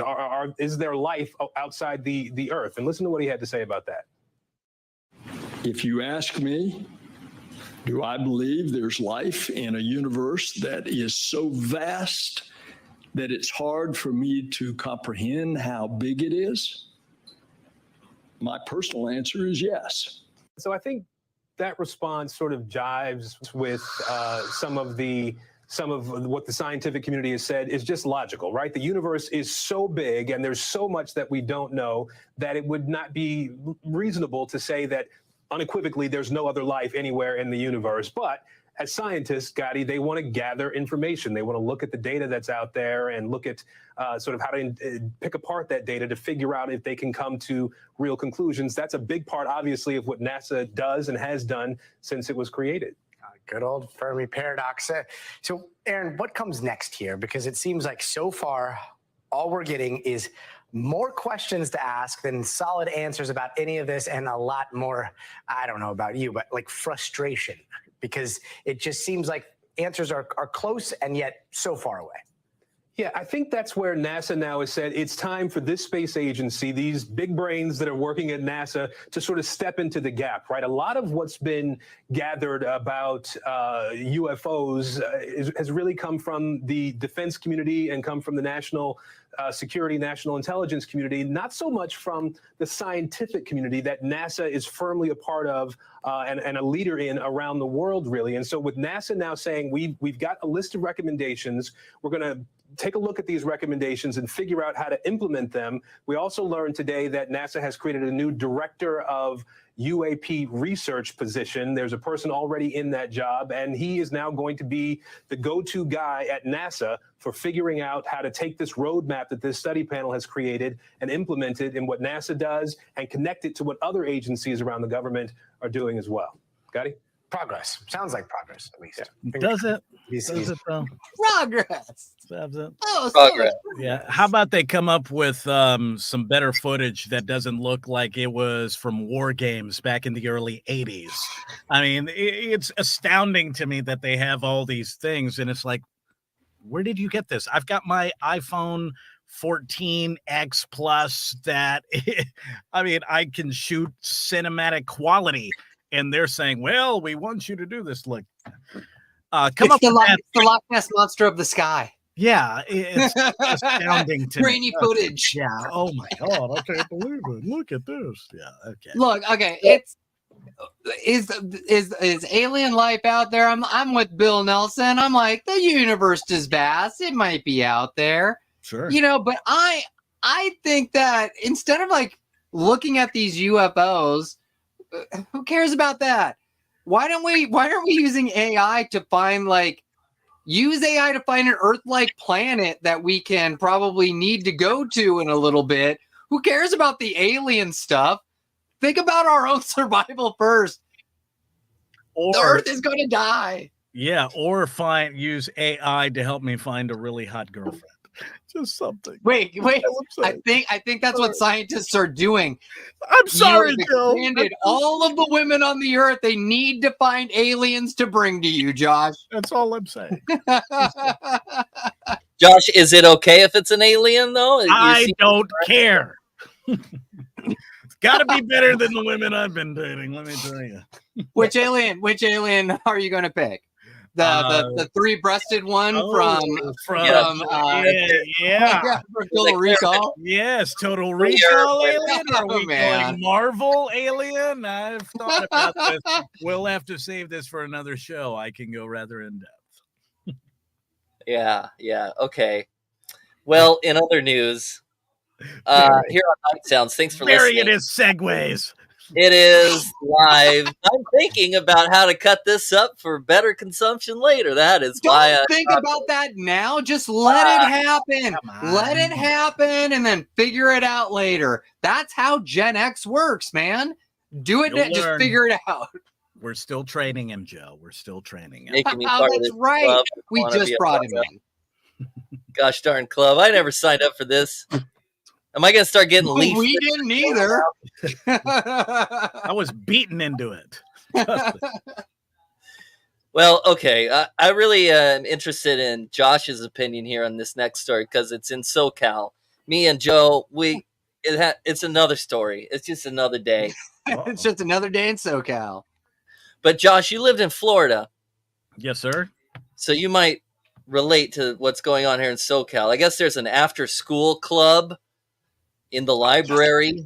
Freaking love this story. And it's called the Satan Club. All right, take a look at this. All right. Yeah, and the group says that the goal here is not to introduce any type of religion or belief system, but to promote free, rational thinking. And the event was hosted here at this public library in Lancaster, open to all ages, free to the public. And take a look at the video here. You can see what it looked like inside, described as a family-friendly event with arts and crafts, science experiments, and live demos. Meanwhile, outside, dozens started gathering to peacefully protest, holding prayer groups and camping out in front of the library with signs. The Satanic Temple's After School Satan Club says it only plans events where other religious groups are operating to provide a safe alternative to students. Listen. I just want people to know that the Satanic Temple, we are about personal liberty and free rational inquiry. We're not about worshiping the devil or anything like that. And we're just trying to have fun and help the children have a good time. We're representing Jesus Christ, the Lord and Savior. We're not trying to have the enemy destroy this town. We got enough issues here in Jesus' name. Rebuke Satan in the name of Jesus Christ. Those protesters argue the group is trying to entice children with gifts and games to turn away from their beliefs. And as you heard from that event organizer, they say the Satanic Temple is all about personal liberty, not about worshiping the devil. And we did reach out to the Lancaster School District, although the event wasn't held on one of its campuses. We reached out for comment on the event here and the protesting, but have yet to hear back. Reporting live in Lancaster, I'm Mario Ramirez. Back to you. Yeah, kind of like going off that, Mario. If the club claims that they don't worship the devil, then why are they called the Satanic Temple? Is it for controversy? Is it for irony? Because it's like the branding is not matching up to the message here. Yeah, it really is all in the name. And the group basically says this is a symbol of an alternative to faith-based groups. So not necessarily about satanic worship, but more... I don't even know where to begin with kind this of clown. going in I mean- opposition to those religious groups that are operating in the same area. I mean, we're talking about it, so maybe that's the reason too. Thank you, Mario. Appreciate it. First off, the devil sent her because she's distracting me. Let me tell you, dressed in red, tight. Ooh, good lord! Hey, just another, hey, here in LA, just another reporter. Oh my god, I love this story so much. I love it so much. I love it. The Satanic Temple Satan After School Club. It's just mean- brilliant. Oh my god, I love it so much. It's so funny. Like, it's not. How do people take it seriously? Did you see? Barry, I wish you could scroll back and show the little symbols. It's like a little Care Bear with a little devil horn going, Satan. Oh my god, it's coming us. It's so It is cute. so funny. It's like, I mean, how is there? I can say, growing up in a very hardcore Christian, I can see the Pentecostals out there very much like, hallelujah, in the name of, there you go, right there. Who can be mad? Who can be mad at that?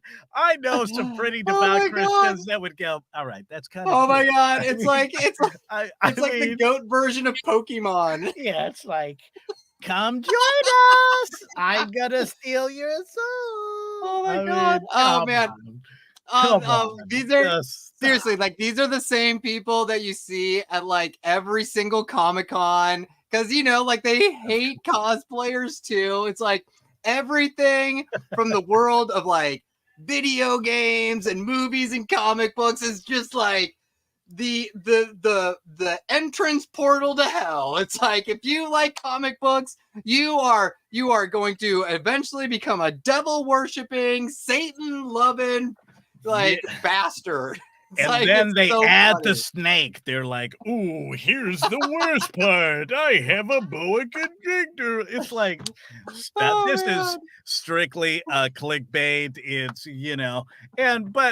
but think about it too, man. Of course, there's always going to be someone that represents, you can't have good without evil, right? Any sort of representation. You're always going to have someone that goes, how dare they try to steal my children's soul?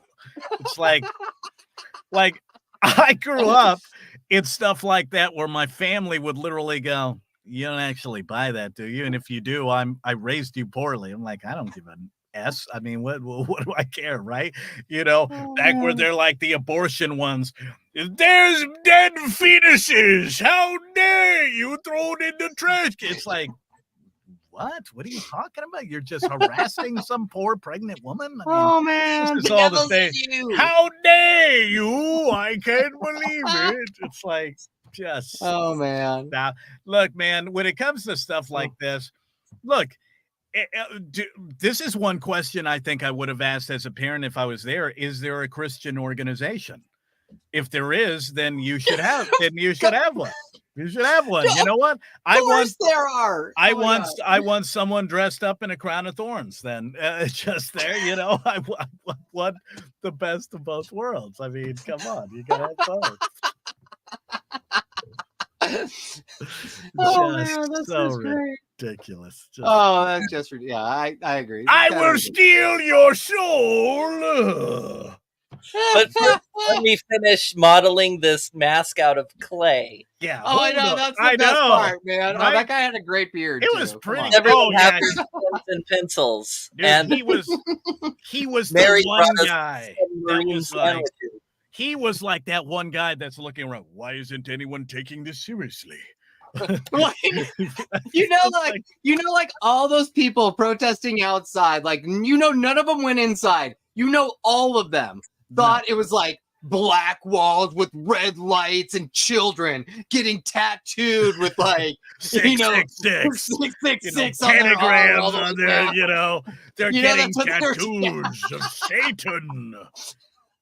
You remember Dragnet from back in the day? Dragnet, where they're sacrificing the virgin. Yeah, of course. The movie Dragnet? Yes, Oh, man. Dragnet. Oh, Yeah, that's exactly what they're saying. What are they doing in the pools? Oh my! They're all wearing like big old goat heads, and like they're all dancing around, jumping into a pool of blood. Filled with narcotics. Oh, look at my pills! I'm feeding children drugs now. Oh man, yeah, no, it's so funny. And then it's like the reality is, it's like arts and crafts time. Yeah, inside. it's just wow. Yeah, it's like this cute little girl that thought it was an arts craft, and she was like, "Well, I like unicorns and the devil. Sure, why not? Let's do it." Oh man, it's like when I was a kid, and I used to go across, like the kids across the street were pretty cool, and they used to play D&D. It's how I got into D&D. I didn't tell my mom for like a year because I knew, and instantly when she found out, she totally did like the whole, "Oh my gosh, you're playing D&D? Oh, that is satanic, honey. It's satanic. You can't play the D&D. It's the same thing." It's just like they have no idea what they're talking about, and they're just like completely terrified by like whatever the talking bouncing heads on Fox News tell them to be, and it's just ridiculous. Joe, I'll top you. When my mother found "Shout at the Devil" cassette tape from Motley Crue, she thought, "Oh my God, they're worshiping the devil!" Dun, dun, dun, shout at the devil. Oh my gosh! Like what? Oh my Whitesnake? You think Whitesnake is worshiping Satan too? Oh my God! Just well, my mom thought that about Rush because she couldn't understand 3/4 time. Yeah. She's like, "What is this music?" I can't believe it. How dare you? Oh, that's hilarious. That's one of the funniest things you ever said, Joe. That's hilarious. Okay, I want to hit one more story before we run out of time here. We've got Jason from the Nadas coming on with us at 7:00, right at the next hour. But one more California news here. And this, Josh, I don't know how they take tickets from you, but here in California, there's been a lot of controversy about the speed limit cameras, and now it looks like they're back on. Listen to this. Yeah, of course you're going to want to know how much. Well, the first ticket is a warning. After that, $50 if you are caught driving 11 miles per hour over the speed limit. And the faster you drive, the higher that ticket goes, up to $500. And Governor Newsom is expected to sign this. Check it out. You've seen traffic cameras. Now get ready for speed censoring cameras that will ticket speeding drivers automatically. No officer needed. LA is one of 6 California pilot cities where a trial of the speed cameras has just been approved by California legislators. With the help of groups like Streets Are for Everyone. The single most common factor in serious injuries and fatalities across Los Angeles is speeding. Traffic fatalities are at record levels in Los Angeles, over 200 this year already, according to LAPD, which would not be administering the program. It will be handled by the Department of Transportation or Public Works, depending on the city. Some groups have had concerns in terms of, well, this is just another way for enforcement to wield an unfair hand. It's not the case because it's not even being done by law enforcement. Which again, will not be getting ticket revenue. Critics have called camera enforcement programs a money grab for agencies looking for extra funds. It's hard to say that this is a money grab when the first ticket is a warning. The tickets don't start until 11 miles per hour over the speed limit, and it's a $50 ticket. That's less than a parking ticket, and parking tickets don't save lives. Now, the money that comes in is supposed to go to maintain the cameras, maintain the system, any access to traffic improvements in the cities the cameras are in. Now, you're not going to see them anytime soon. They have to go through a whole process with those communities to find out where they want to put them. So it'll be a few months before you see the first one, is what I'm being told. But Start practicing slowing down. I'm Christina Gonzalez, downtown Los Angeles. Back to you in the studio. Look, man, when I was living in Phoenix and Tampa, they started to do a lot of that. It started with running the light, right? And if you ran the light, it would take a photo of you and doing that. And then they started doing, especially in Florida, they started to do, if you went over a certain thing, but working in radio enabled guys like myself and other radio guys where we had lawyers on the shows and every single ticket could be beat, because you could fight that. So you know what? I see this and I think, all right, it is. I don't care what little Miss Gonzalez had to say. It's a money grab, whatever. I don't buy it. I think, it's unfortunate no matter what city or state you live in. I think, cops could be better used somewhere else besides, worrying about tickets. I think the whole ticket thing, I think that one guy said, well, it's saving lives after 10 miles an hour. It's like, okay. I mean, if you want to do the math on that, it's very few and far between on that. I just think most people are a-holes and they need to stop running lights, right? Like at the end of the day, especially here in Texas, a lot of the times when it comes to bad accidents, it's not a matter of speed. It's that these idiots run the lights or they don't pay attention or, doing something like that. It's not distracted driving. Yeah, dude, that's really what they need to start focusing on when it comes to traffic tickets. Speeding, Joe, you seem like you're on the same page with me, man. Help me out here.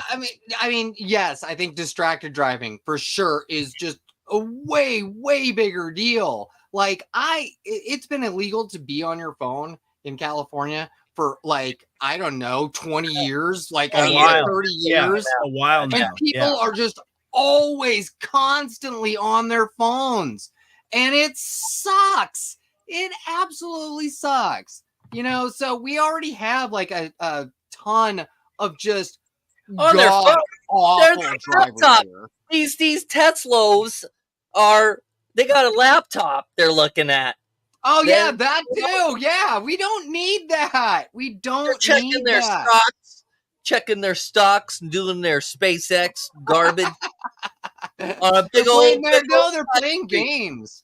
They're literally playing games and have it on autopilot. I've passed by a few and I've seen videos on Netflix because they're like mini screens. Yes. I'm like, and guess what? It had nothing to do with speeding. It's distracted. Nope. Distracted driving. So here, my thing is okay, so I'm not even going to get into the cameras everywhere because there are cameras everywhere. It is, you cannot escape it. So exactly. Everybody with the conspiracy theories about oh, but they're going to capture everybody. They're just doing it for facial recognition. I'm like, look, that we've already been there for 10 years. Yeah. There are cameras literally everywhere capturing every movement that you make. We're not even going to go into that. This is different. Now I'm going to yell. No. I am fine. The camera thing doesn't bother me. My thing is, it's not going to stay at the first ticket's a warning and the second ticket's only $50. They're going to, like Josh said, they're going to see after it's going to go up. There is going to be a way where it's oh, you know what? We don't have to give a warning anymore. Let's just make the first ticket $50. Oh, it's such a successful program. Or the flip side, oh, it's not successful enough because we're not tough enough. They're gonna go if it's successful or it's not successful from the get-go, they're gonna find some excuse to get rid of that warning and increase the ticket prices just year over year over year. Absolutely. So and it'll start with the $50, right? They'll get rid of the so-called warning because it's successful. And then it'll go with every 3 to 4 to 5 miles. 50 turns into 100, 100 turns into 200. And then it absolutely becomes a money grab. And guess what? You're not solving the solution of wrecks, of distracted driving, of people running red lights, of not paying attention. It's just a money grab, man. I don't buy it. I never did. It is what it is. It's ridiculous. We should vote on flip it. Yeah, but flip it instead of it capturing the speeding. Who cares about so much about the speeding? Capture the distraction. You can see into the car, capture the distraction, make that the impetus. Yes. of it all.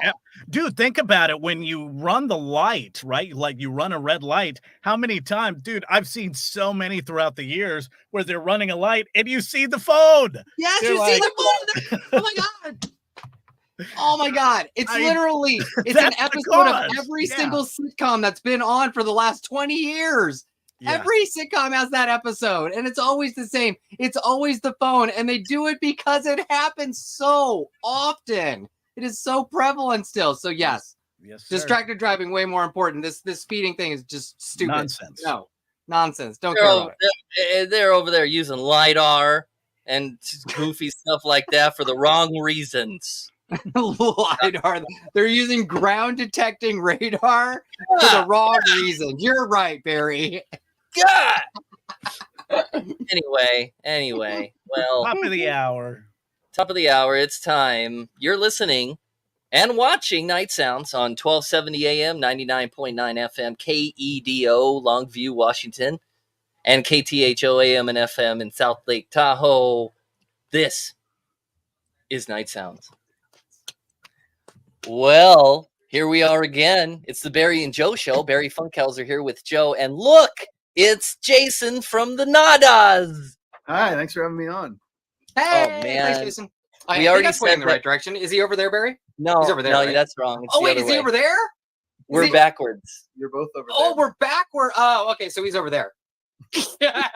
We're still trying to figure out this video thing. It's pretty fun. Yeah, we're radio we're guys with a camera. That's I know. dangerous. It's so sick. Woo, it's not I'm good. trying to censor myself and I'm wrong, so we'll just live with it. All right. So first off, for our fans, for anybody who doesn't know, just give us your elevator pitch on who the Nadas are, where you come from, and how long you've been around. You got 30 seconds. Go. Yeah, we're a band from Iowa. We started in 1993, which is 30 years ago, and we've put out, I don't know, a baker's dozen plus records and stuff like that. We've toured the country for years and years and years, but we haven't been to California for a long time, so we are coming back to California to promote our new record called "Come Along for the Ride." Nice. When was the last time you were in California? How long is it? Obviously pre-COVID. Pre-COVID, it's probably been even longer than that, 7-8 years. And one of the problems with being in a band for 30 years and playing a lot of the same places over and over again is I have zero comprehension of a timeline. It's all just sort of a blur. So like 5 years and 15 years ago are all the same for me. Well, okay, 30 years. You don't look a lick over 31. So I have questions here. What's going down? There's no gray there. You're our age. Well, I guess you probably started when you were a teenager. Because he uses Hair Club for Men, man. It gets the gray out. It gets the gray out. In 93, well, I turned 49 2 days ago. So in Hey, 90, me too. Not 2 days ago, but very close. So congratulations. Happy 49 to you. yeah, 49 hits harder than the other years for me. It's weird. This one's making I have heard things. Yeah. So yeah, I mean, I started freshman year in college pretty much. I think I was a freshman in 92 actually, but so I started playing Sounds about right. and then Mike joined, Mike Butterworth, and we started the band in 93. So that's when it started. What university at? Iowa?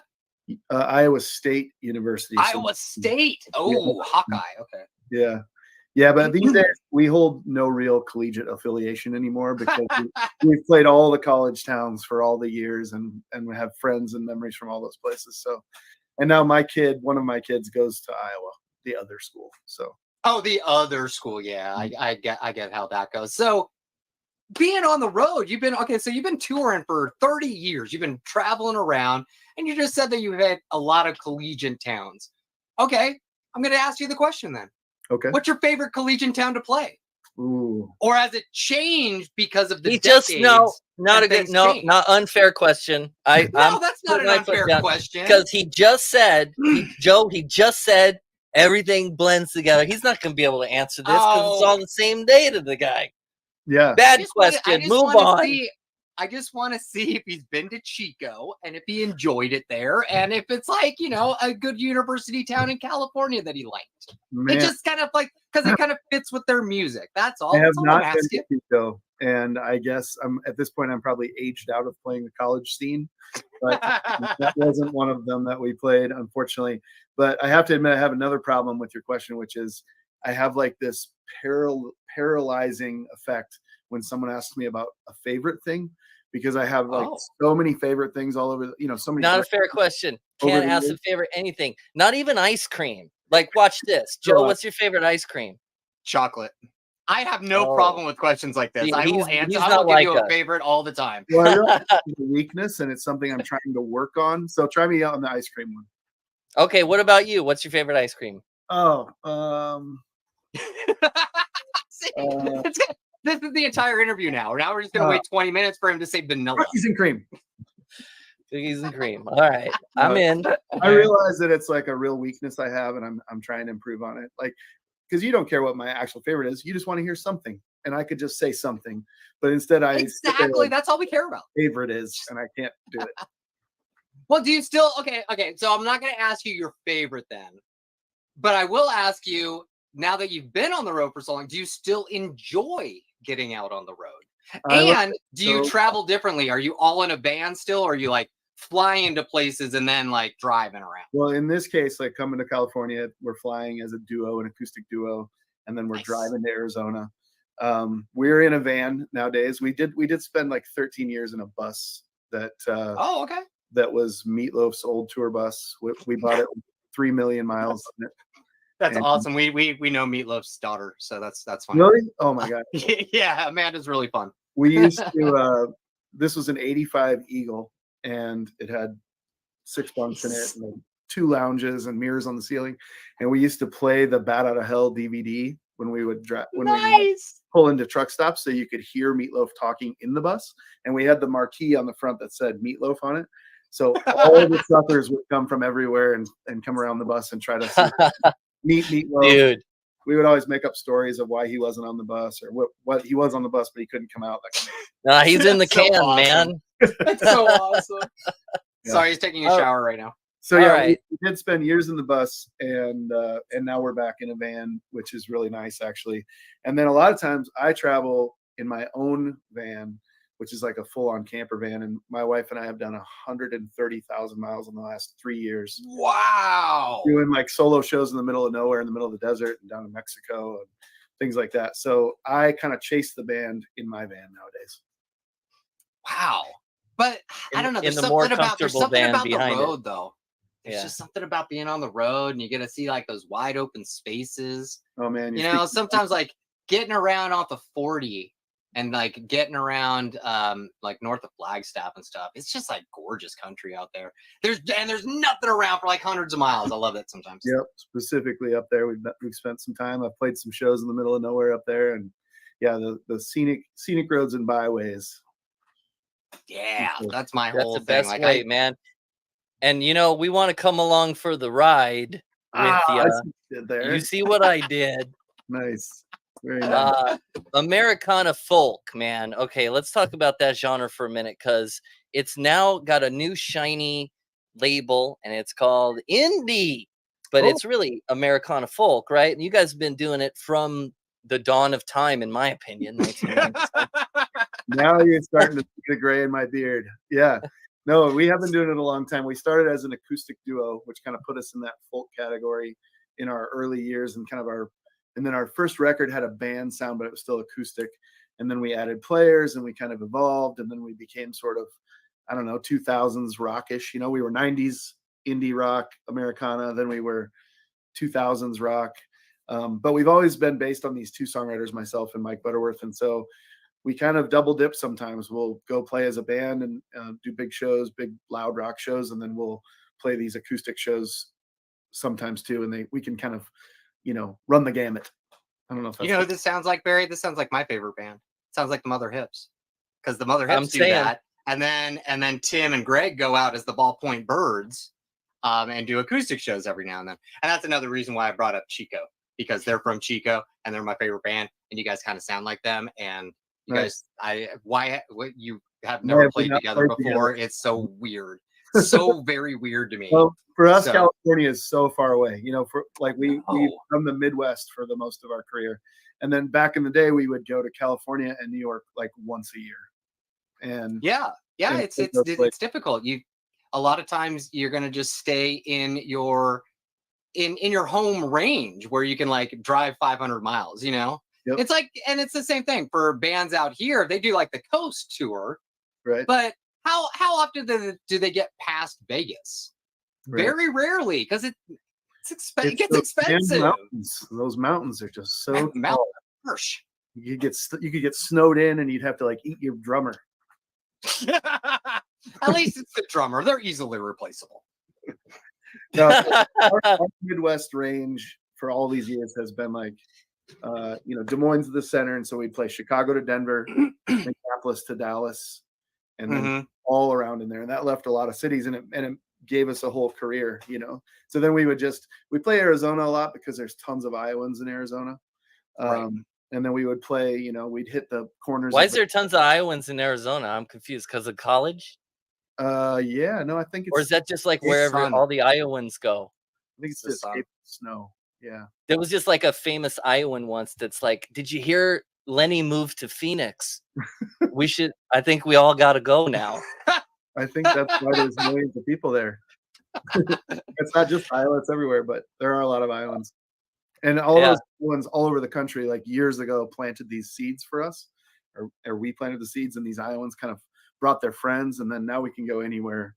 And there's a whole bunch of Iowans, and then a whole bunch of people from there that are fans too, and it worked out great. Yeah, I know one guy from Iowa, only one. I know thousands of people. I know two Iowans now. Nice to meet you. Yeah.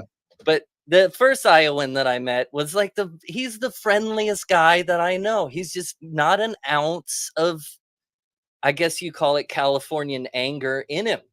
You know, he's never mad about anything. He always just rolls with it. He's like a husker? Is that like a derogatory term? No, don't say that to Iowans. Oh, Don't call an Iowan a cornhusker. Woof. Or did you mean a huckster? A huckster. What's his name? I probably know him because I was. you all hang out. That's funny. Oh, you're from Des Moines? Do you know Jeff? I play those games all the time because more often than not, I do know somebody, somehow. That's funny. That's so funny. That's funny. Hey, So what do you like? What do you like doing more? Do you like performing or making the music? I'm sure that you guys like being out there on the road, but what fills your cup more? Is it like coming up with original songs with the other guy, Mike? Yep. Mike, right? Yeah. Or is it going out there? Yeah. Well, I don't know. That's almost a favorite question, isn't it? Almost. But I mean, to be honest, like I love writing a song. Sometimes it's really hard writing songs. But once I have written songs or even in the process of writing songs, it's super fulfilling. And then the way the songs live on forever has been really fulfilling, that I've only, sort of starting to appreciate at this stage of my career how some of these songs have been with us the whole time. And they've been through generations of people, and so that's really awesome. But I do love the travel, and I love the interacting with people and meeting people and discovering new things and just the adventure of it all. I think that's what really motivates me. So a little bit of both, the storytelling and songwriting and putting it on a record and then chasing it around the country. Are you guys family friendly now? Are you seeing like your older fans that you had back in the 90s bringing their kids to your shows now? Absolutely, yeah, and their parents. Oh, that's so cool, man. That's super cool. Actually, when we had little kids, so our little, our kids are almost adults now, but when we had little kids, we put out a kids record called Bright-Eyed and Bushy-Tailed, and we did a kids tour all over the country. Nice. And it was brutal, like playing for Was it? Oh my god, brutal.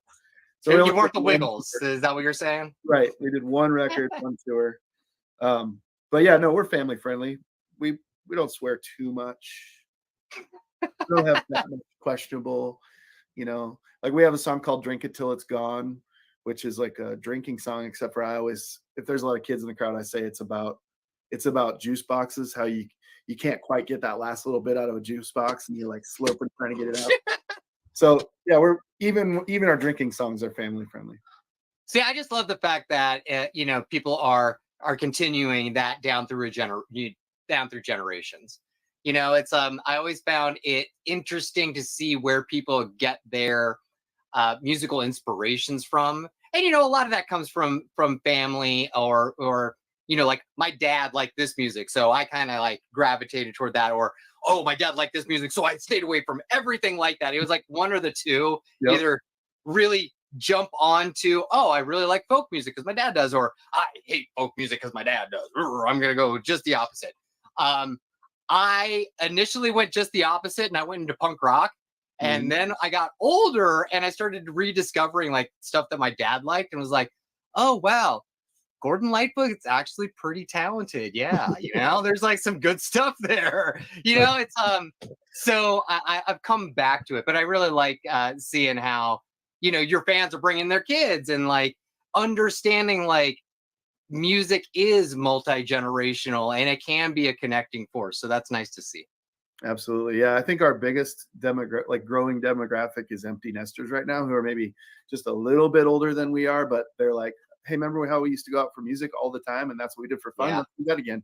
So in the audience, there's a lot of that, but then there's a lot of their kids that are like, it's awesome. Early adults that are doing their thing and enjoying what their parents do. So it's all right. Well, you're from Iowa. You're here in California. You're playing Zebulon. Ooh, Zebulon. But I would like to ask you a couple of questions about your dietary habits while you're on the West Coast. Are you eating things that are not Iowanian? Iowanian. I'm just constantly looking for, pork chops and potatoes and barbecue. You're out for the barbecue. No, I'm. Oh wait, where's that? What's that good barbecue place over here in the valley? Because I gotta. Here we go. No, actually, can I turn the question to you and say what should I eat? Yeah, I love. Well, that's where it's going, because Joe's middle name is Yelp. It's his middle name, and he has all of the top 10s in the place. What part of LA are you in? There's this one really good barbecue place. If I can remember where it is. I haven't been there for a while. You're staring. There it is. There it is. Got it. What is it? Got it. Doc Hoggly Woggly's Tyler, Texas style barbecue. Mm-hmm. Okay. It's probably one of the best barbecue places in the entire city. It is over in the valley on Sepulveda and Roscoe. Oh, no, you don't want to go there, dude. What's wrong? Stay away with from that place altogether. Hey, the valley is not bad, and Doc Hoggly Woggly's is really good. If you do, where are you staying now? You're probably staying somewhere like coastal, like really nice. Probably. No, we're staying near the venue, but I don't really know where that is. But I think there's an opener. We have 2 openers for that show. Emma Butterworth, who is my partner's daughter. I should have told you that a long time ago. She's got a couple of records out. She was in Chicago, and she's coming to open the show. And then Kaylee Stenberg from the band Bodies, who lives out there. And so she told us to stay near Frogtown, which I think. Yeah, you're gonna be right in Frogtown. That's gonna be That's gonna be great. There's in Frogtown, there's a really cool brewery right there. Yeah, it's called Frogtown Brewery. And it's literally like a block away from the Zebulon. All right, perfect. So that place is gonna be great. It's called Frogtown because it's this really weird part of Los Angeles that's like kind of hard to get into. It's like trapped between the 5 freeway and the Los Angeles River. And so it's like this little thin strip of residential area that became like this funky artist community because they were kind of like trapped in on themselves. It's going to be perfect for you guys. Dude, I lived there for a year and a half next door to a sauerkraut factory. That sounds good. Delicious. It's delicious. You like sauerkraut now, or are you over it? Oh no. Ugh. Who does? You guys are weird. Yeah. Maybe that's what they eat in Iowa. We do eat a lot of sauerkraut, but nowadays we eat a lot of kimchi too. It's a global world. Kimchi's freaking love it. Because it's all the same stuff. Yeah, it's just different vegetables, but it's like all fermented in there. It's man, I didn't know that. That's good stuff. You learned something. Yeah. All right, well, let's talk about this new song, Come Along for the Ride. Tell us about your latest music that's out now. If we can't make it to the show tomorrow night at Zebulon, we can download your tunes. Yeah, Tell us about it. please. So this record, Come Along for the Ride, we actually made it with our producer who lives out there. His name's Alex Deason. He's from the band The Damnwells, which was a great band in the late 90s, early 2000s, and I think they're doing new music now too. So, but yeah, we recorded it over the course of a year. My partner Mike set up a studio in this old junior high school that was abandoned and opened to like people renting studio space. So we set up a studio there, and we spent pretty much all last year writing and recording it, which was fun because the last record we did, we wrote it in 10 days and then recorded it in 2 weeks. So this was wow, that is so fast. Yeah. Which that one was fun too, you know, so it's just fun to have a kind of a different approach and change things up. And this one, we really took our time, and because it was Mike's studio, we could do whatever we wanted, you know. So our friend from Los Angeles would fly in for a week at a time, and we'd write together, and he would work on it, and then he recorded some out there. And so, yeah, so it's got that song, and it's got some other kind of, I don't know, because both of our kids are making music now and out there playing for people and writing their own songs. We kind of, there's a little bit of, I don't know, advice maybe hidden inside of songs on this record. That's just a little bit of a kind of like letters to the younger generation of musicians. Not that I think of ourselves as an old generation of musicians. We've just been doing it a while, you know? Yeah. Well, since the 90s, you are, I hate to break it to you. You're, well, how many years is that? I don't even know. It's 30. This is part of that, what I said, this 49 birthday, this hits harder for, like, it's making me think about things all differently, but so it hits a little harder. But yeah, I think there is some wisdom. Like, people are like, oh man, you made it through the digital evolution of music. Yeah. And like, the way I look at it, we made it through like 10 evolutions of music. Oh man.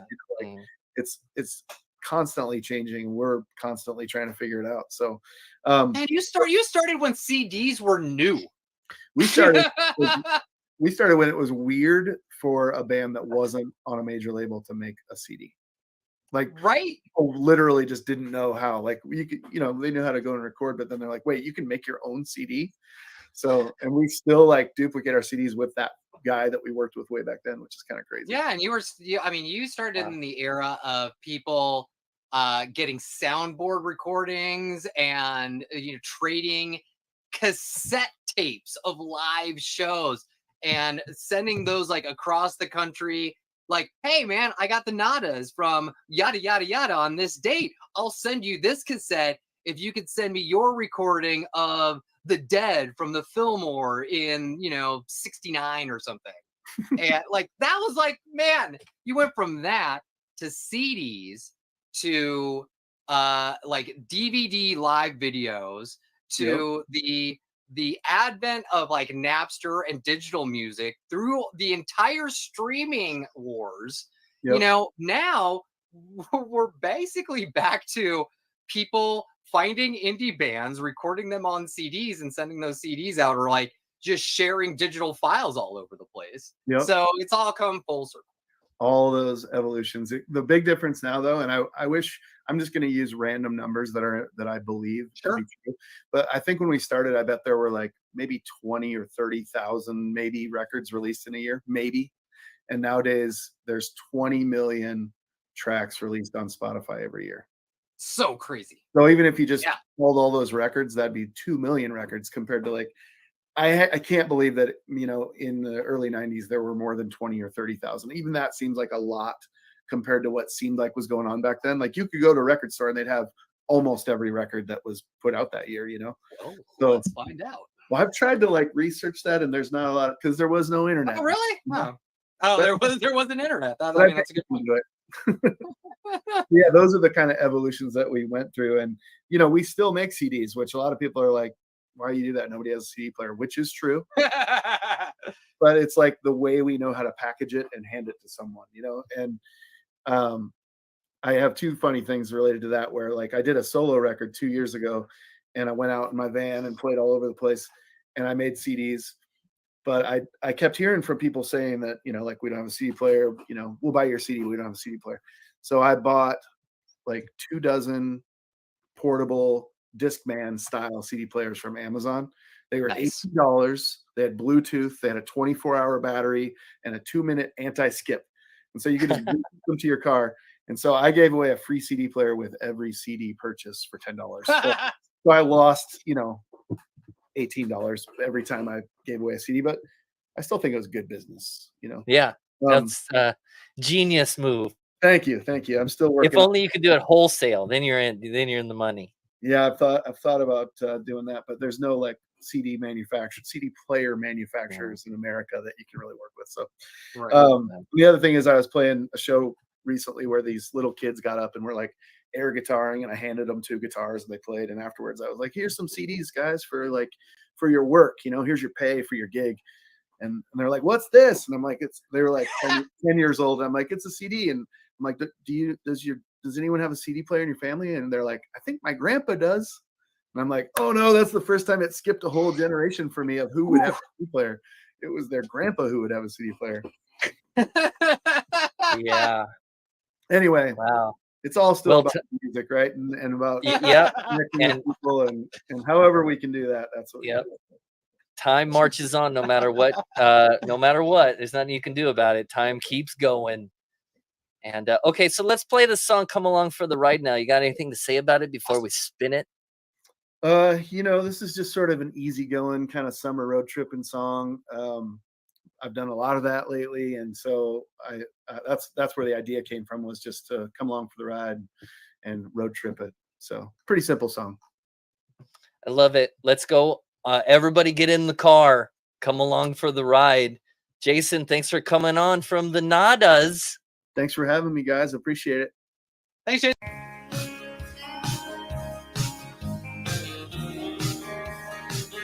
Buckle up, this road could get bumpy. You just gotta hold on.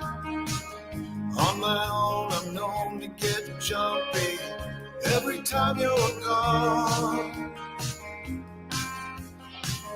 Come along for the ride, with you by my side. Because with you, the miles, they just fly by. Come along for the ride with me.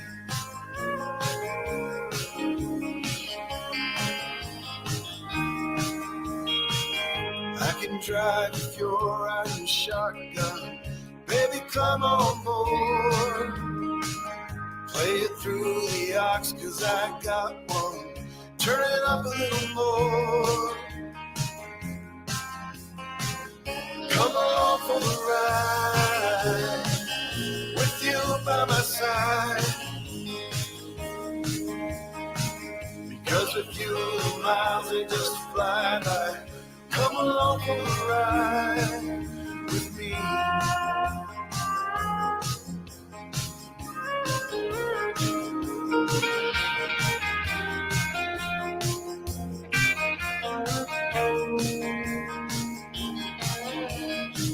The best part of this drive is you with me, straight into the sun. Don't worry, soon it will be setting, loving you on the run. Come along for the ride, with you by my side. Because with you, the miles, they just fly by. Come along for the ride with me. Come along for the ride.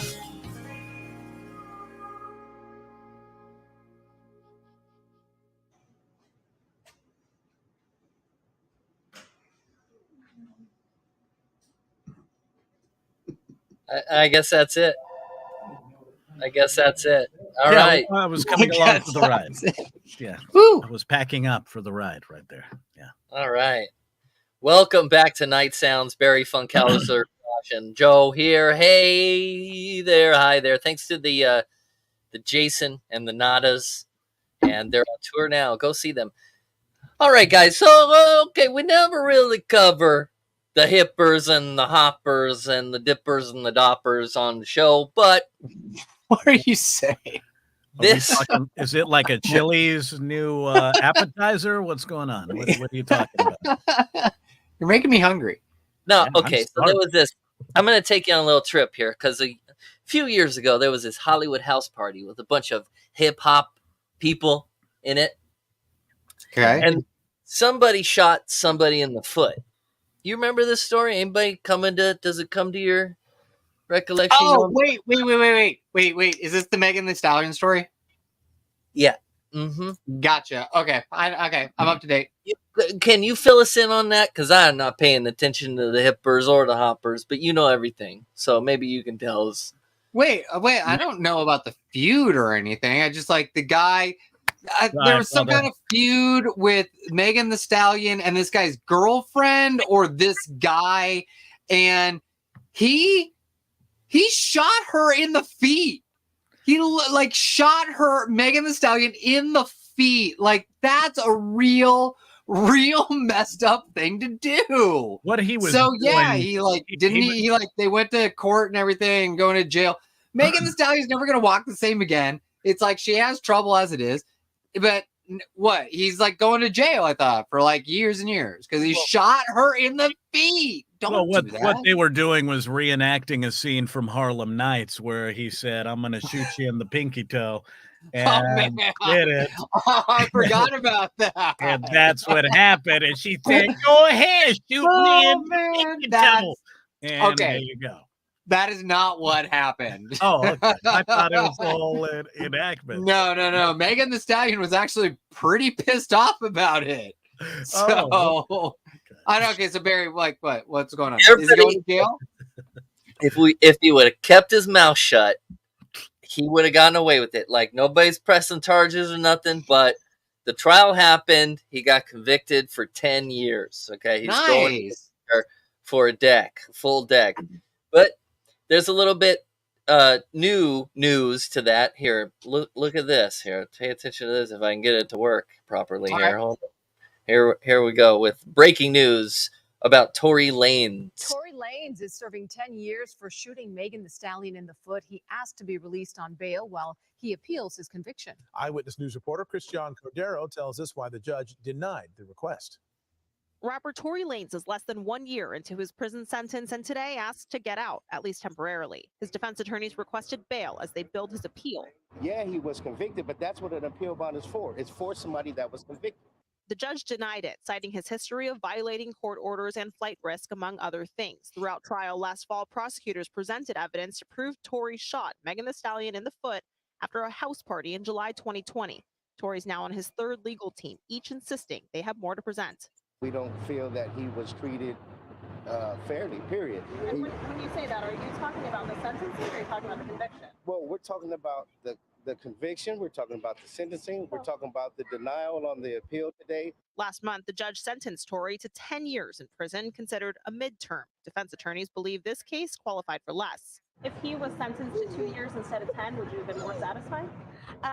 Well, possibly, but perhaps not if it was still an illegal sentence in accordance with the law, because all I want is a fair trial and a fair sentence that's not racially or celebrity motivated. Meg Thee Stallion adds another layer of nuance. What does it mean to be a woman of color? You shot me. After she publicly named Tory as the shooter, she used her experience to amplify the struggles Black women often face. Constantly having to prove she's a victim because society sides with a man. So far, every decision in court has sided with her. Tory's attorney said that they have filed their appeal, but it will likely be months before we see what it looks like. Hello, I'm. Yeah, so there it is. There's your. Bye. Any comment? Yeah, bye. Enjoy jail. And 10 years is never 10 years. He'll get out early, but he'll get out. Yeah, a couple of years, did his time, do whatever. I don't think it has to do with a black thing. That always kind of pisses me off when I see, so where the black woman I feel. Look, man, I hate stuff like that. It aggravates the hell out of me. A man shot a woman in the foot.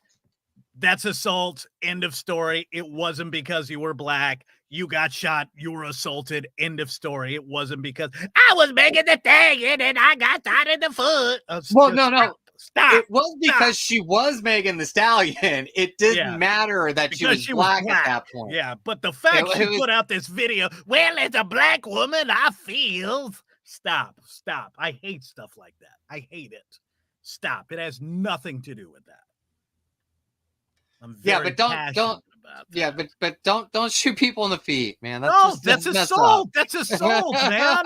That's what I'm saying. At the end of the day, you pulled out a gun, you assaulted someone, you pulled the trigger, you're going to jail. That's it. That's what happens. End of story. Guns should not be like the resolution of an argument like that.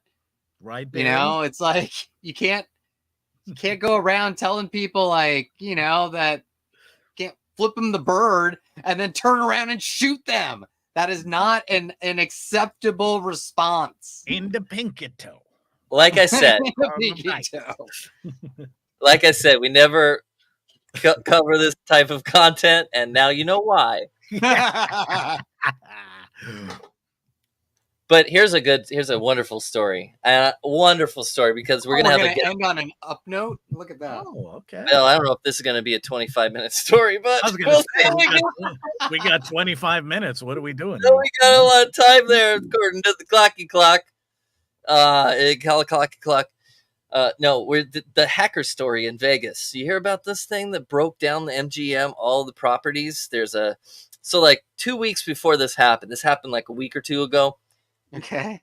Like a couple weeks before that, there was HackerCon that came to Vegas, and I guess they stayed at the MGM, had the whole HackerCon at MGM. And then 2 weeks later, boom, all of the jackpot machines and all the slots, everything goes down. It says, maintenance needed, shut down all of the casinos, and they can't kick it right back on. They're still, I haven't checked in lately, but they were down for longer than, and if the mob was still in charge, this would have been bad. But I've got a, that's fun. I was kind of hoping you weren't going to bring up this story right now, because I have a very, very solid in with this whole story, and I'm trying to get her on the show for Monday. This just in.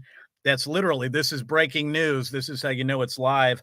As of 4 hours ago, there was widespread outage at the Venetian. Apparently, all of most of their slots have completely gone down as of 4 hours ago at the Venetian. Wow. This was just 4 hours ago. Most people are just sitting in front of their machines. Most owners are trying to figure out what to do, and they can't exactly say, quote unquote, that hackers involved, but most likely they've officially hit the Venetian as of 4 hours ago. Yep. Is the Venetian? I'm sorry. I don't know why this is funny to me. This is just hilarious to me. Yeah, dude. I mean, it's a wild story, man.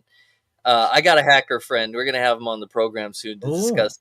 Ooh, that'll be fun. Is he going to hack us to show us how vulnerable we are? I've done interviews like that where I'm like, dude, why did you do that? No. I don't want him to hack. Don't prove something to the show. I don't want to see that. Is he a white? Is he like an official white hat hacker? Well, I think his official title is he's a phone freaker, because he's old like us, and that was phone freaker. Yeah, phone freakers are when you can hack into the back when telephones were on lines and not digital. You can go to the main hub and go there and like get people's voicemails and change phone numbers and make one go to another, all kinds of stuff. And there's the first guy who got arrested and spent 15 years in prison in New York, wrote a book on it. Might be able to get that guy too. I'm sure he's got nothing else going on, right? I don't know. Hey, wow, it's gonna be so very 80s of us. Yeah, really, really fascinating stuff. But let me catch you up on this story in Vegas, because I think they're getting down to it. Those police are those cyber cops, CSI, I think they're called, right? CSI. They're getting better and better every day. Here, check this out. Go get him, Bill. Go get him, Grisham. Sorry. A ransomware group is taking credit for a massive cyber breach at MGM Resorts. After 4 days, the company is still trying to clean up the mess in Las Vegas and elsewhere. But MGM says it's still open for business. Eyewitness News reporter Michelle Fisher joining us now with the latest on the attack and who could be behind it. Michelle. Well, Mark, operations have somewhat returned to normal, but some MGM properties are still experiencing longer wait times at the front desk, and also some machines remain down tonight. This week has certainly been anything but ideal for MGM guests and a nightmare for the MGM brand. We don't know how this exactly happened yet. But we might be closer to knowing who. Tonight, 4 days into a cybersecurity issue that has shut down hotel and computer systems at MGM Resorts in Las Vegas, the ransomware group Black Cat, or Alpha V, is seemingly taking credit for the attack. Most companies, they don't know how to handle it because they don't know what to look for or what alerts to pay attention to, or red flags, that type of thing. MGM has not officially confirmed how the breach happened, but the malware research and code archive group, the X Underground, speculated Wednesday with a post to X saying all AlV ransomware group did to compromise MGM Resorts was hop on LinkedIn, find an employee, then call the help desk. A company valued at $33.9 billion was defeated by a 10-minute conversation. I mean, that's a lot of money. So I'm not going to go for the small fish. I'm going to go straight for the head of the dragon. And if we take out a casino, that's a lot of money that's involved. The cost, no doubt, is substantial. The attack impacting all 9 MGM Resort properties on the Las Vegas Strip, including the MGM Grand, the Bellagio, and Mandalay Bay. The outage affecting slot machines and hotel keys. Nothing was working. The machine wouldn't take the tickets, and it was just chaos. A statement on the MGMResorts.com homepage is apologizing for the inconvenience and providing alternative options for customers to make reservations and buy tickets. Change and cancellation fees are now being waived for hotel reservations through Sunday. As the FBI investigates tonight, a warning from experts who say hackers will only get more sophisticated, especially with AI. It's almost like we're going to have to get to the point where you have to have two-factor authentication on a phone call to make sure that that person is who they say they are, other than just a voice over the phone. And today, MGM Resorts did officially notify its shareholders of this cyber attack. Meantime, we heard from Nevada's governor and the state's gaming control board, which said in a statement on X, they are monitoring the incident and in contact with law enforcement. Hello. I want to commend the reporter for actually getting it right and saying X instead of Twitter. Yeah. That's my big takeaway from that entire report. Yeah, the report was pretty useless because I keep paying attention to my contact in Vegas. Her name's Jen G. Apparently, the media just has zero idea of what's going on. After day one, you'll love this show. What happened is when every electronic slot machine went down, people got so pissed off that they couldn't cash it because it required an actual human to walk off. When word got out, homeless started coming in and sitting in front of the machines and saying, yeah, that was me. Where's my money? And then they had to start figuring out ways to go to cameras and saying, well, was it really? Oh, it's it's like National Lampoons, man. Dude, this is just fantastic. Nuts, dude. It's been okay. I do feel bad. If I was a guest, I would be super pissed off. Especially couldn't the hackers come on, guys, don't screw with the hotel guests. Let them get into their rooms and stuff. Just hit the slot machines. Leave the doors alone. Let people do their stuff. But come on. I used to live in Vegas, right? And I knew a guy that lived there, and he was head of security, head of IT at. Should I say where? No, don't say it. Don't say. Come on. No, Hey, don't. I got a yes and a no. What a yes and a no. I'll just say it's in Old Town, like back. It's where it's the old ones are. Yeah. Okay, you can say it. No one cares. Yeah, it's nobody's staying there. Go ahead and say it. Useless. And he said, the power that I have with just code, I could shut this thing down and they wouldn't know it was me. You know, he's like, if I ever needed to do a heist, I could get away with it. And I'm like, yo, that's awesome. Don't tell me. Man, said, this is like Ocean's 11 now. Yeah, but that was how archaic the system was. So I imagine they don't really upgrade it. If it's working, we're not spending money on it. Wait, could your phone hacker do it? Can we recruit him? Could your guy do that and make us suddenly syndicated across the country by magically putting us on everywhere? I mean, call it selfish, but I'd like to make some money. How much time do you want to do? I'd like $4,000 a month. How about that? No. How much time do you want to do? How much? Well, I'm time. That's crazy. Now we can't do it. I can't go to prison. I'm too pretty. That's the stop. Sorry, man. Been to jail. We can ask him. We'll ask him when he's on with us. We'll ask him like, so how much time really? Can you really get away with it? You know, because does the Cayman Islands still play a role in all of this? Where's the? You watch a lot of movies, Barry. You watch a lot of. So is the Cayman in the Caribbean? Can I somehow launder it? You're thinking like that's it. What country has non-extradition treaties? Exactly. Put Little Princess on the show so we can tell her to stop playing these videos for you. You're thinking. No more. Okay. All right. Well, moving on. All right. This is a touchy subject. It's about life after death. There is a scientific study revealing more about life after death. It was published today, and it found some people who went into cardiac arrest were brought back to life and had a recollection of dying. You've heard this many times before, but let's get into it here. Watch. We're back now with a story that got us all talking and thinking today. It's a fascinating new study about the mysteries of death, what happens to our brains and bodies, and what it might really be like to die.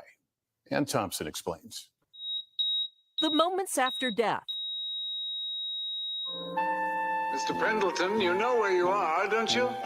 Hollywood imagined Warren Beatty greeted by James Mason and Buck Henry in Heaven Can Wait. Flatline. Kiefer Sutherland and Kevin Bacon revisited their sins in Flatliners. So was it, Dave? Was today a good day to die? Mary Curran Hackett experienced none of those things. It was like almost going home, and there was nothing to be afraid of. The Cincinnati writer's heart stopped for several minutes in the hospital in 2004. And I could see everything, feel everything, hear everything, even though I know now I was medically dying. I felt an overwhelming rush and almost a pressure being pulled, like almost like a force field being pulled back into my body. Then I woke up and saw the doctors that I had been seeing working on me. Experience like Hackett's part of a new scientific study published today. It found people who went into cardiac arrest and were brought back to life by CPR. Almost 40% had a recollection of dying. NYU's Dr. Sam Parnia is the lead researcher. We found signs of normal brain electrical activity that is consistent with the types of things that we all have when we're fully conscious. What does your study show about what happens to the brain after the heart stops? Contrary to the way that doctors have been taught, that after the heart stops, the brain does not die. It hibernates, and it shows the ability to recover even an hour longer afterwards. Parnia and Hackett are working on a book. Parnia hopes it will spur new innovation in resuscitation technology.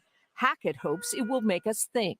If you talk about how you're going to die or what's going to happen when you die, it frames how you are going to live and what could be more impactful. As science tries to unlock the mystery of death.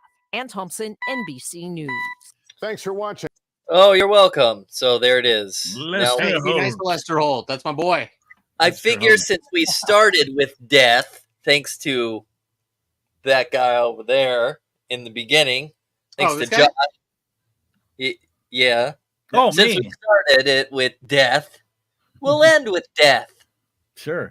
I've overdosed twice, and then I've been clinically dead for 90 seconds, and I can agree with the woman. There's absolutely nothing. I remember the only thing I remember is the last 10 seconds when they're reviving me is hearing something from the back. And the second time that my second overdose, when they had finally were slowly bringing me back, in the back of my mind, it was this weird hovering thing. The one thing I remembered was catheterize. And I'm like, no! And all of a sudden, I like wake up like hours later, and that was literally the only thing going, you're putting this thing in my penis. It's like, oh my God. That's supposed to be so fun. Yeah. So out of all of that, I've been there, done that from the story, ODing twice. Yeah, that's the only thing. You always remember the last couple of seconds when they're bringing you back. It's like it's this very weird thing of like this whooshing where everything comes flooding to you. So whatever you hear, right, you won't actually see it, but you hear it.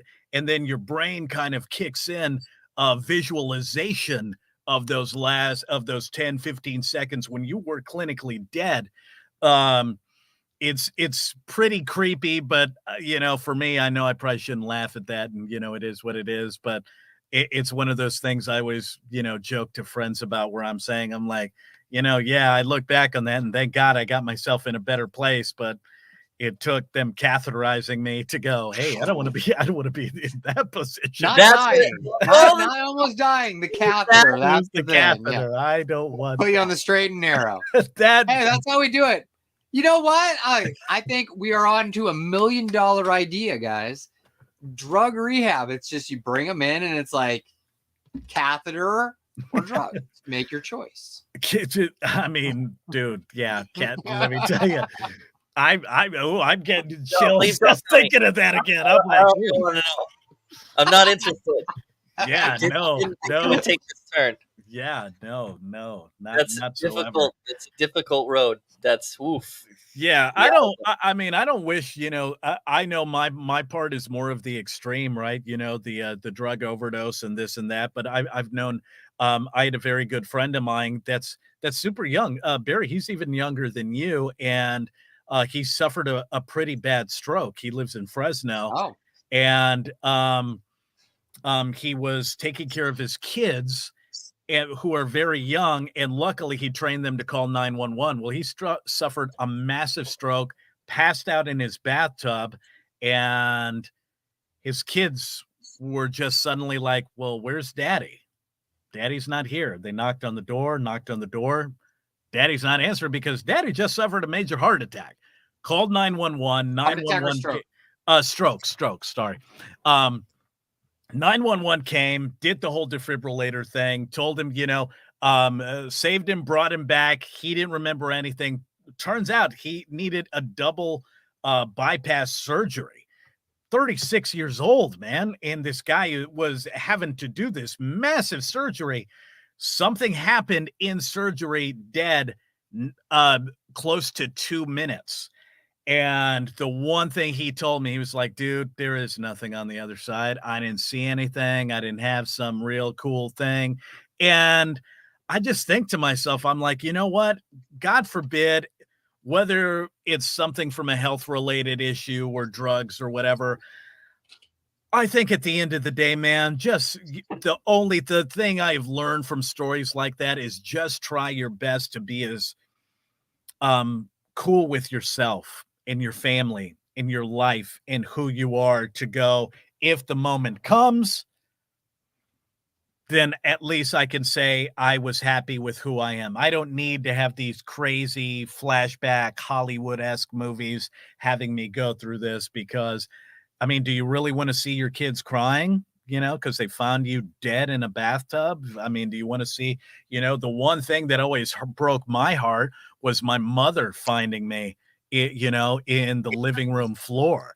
And it's like, yeah, thank God I'm alive. But, you have to live with those kind of repercussions of going, oh, my God, someone found me. Please don't let it. Oh, my God. Okay, it was a family member. Now you got that, right? So I think at the end of the day, you just do what you can to make yourself better. I am a huge advocate, and I always have been, and I will continue to be, for mental health. If you've got issues and you need to talk, please talk to someone.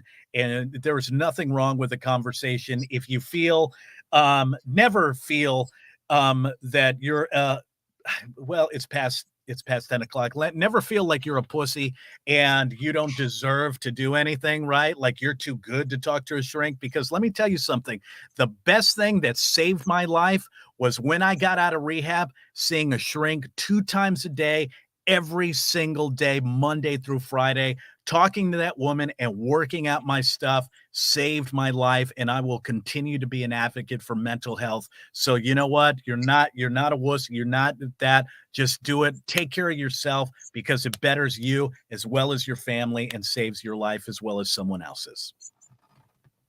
Sorry. Well said, man. Well said. Sorry for ending it kind of like. No, you just covered everything. That's it. Are you sure that wasn't rehearsed? No. Believe it or not, no. I'm pretty good at what I do, Barry. I have nowhere to go from there. I stumped Joe on that. Idea. Come on. I don't know. Hey, okay, look, we don't need to go anywhere. Barry. Yeah, huh? I just want to, like, if you could choose, how would you want to go? Oh, no. Let's not. Okay, listen, we've already gone pretty far. No, I like this. I like this. This is 6 minutes. This is good. I like this. No, Barry. We might as well just keep going. I'm dying to know. I'll tell you. I mean, don't you want to fall asleep and not wake up? You know what I mean? Yes,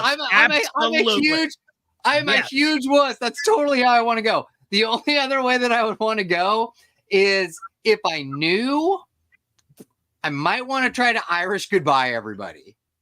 Ooh, death style. I like that. I wouldn't say goodbye to anybody. I would just fly to an island somewhere and die.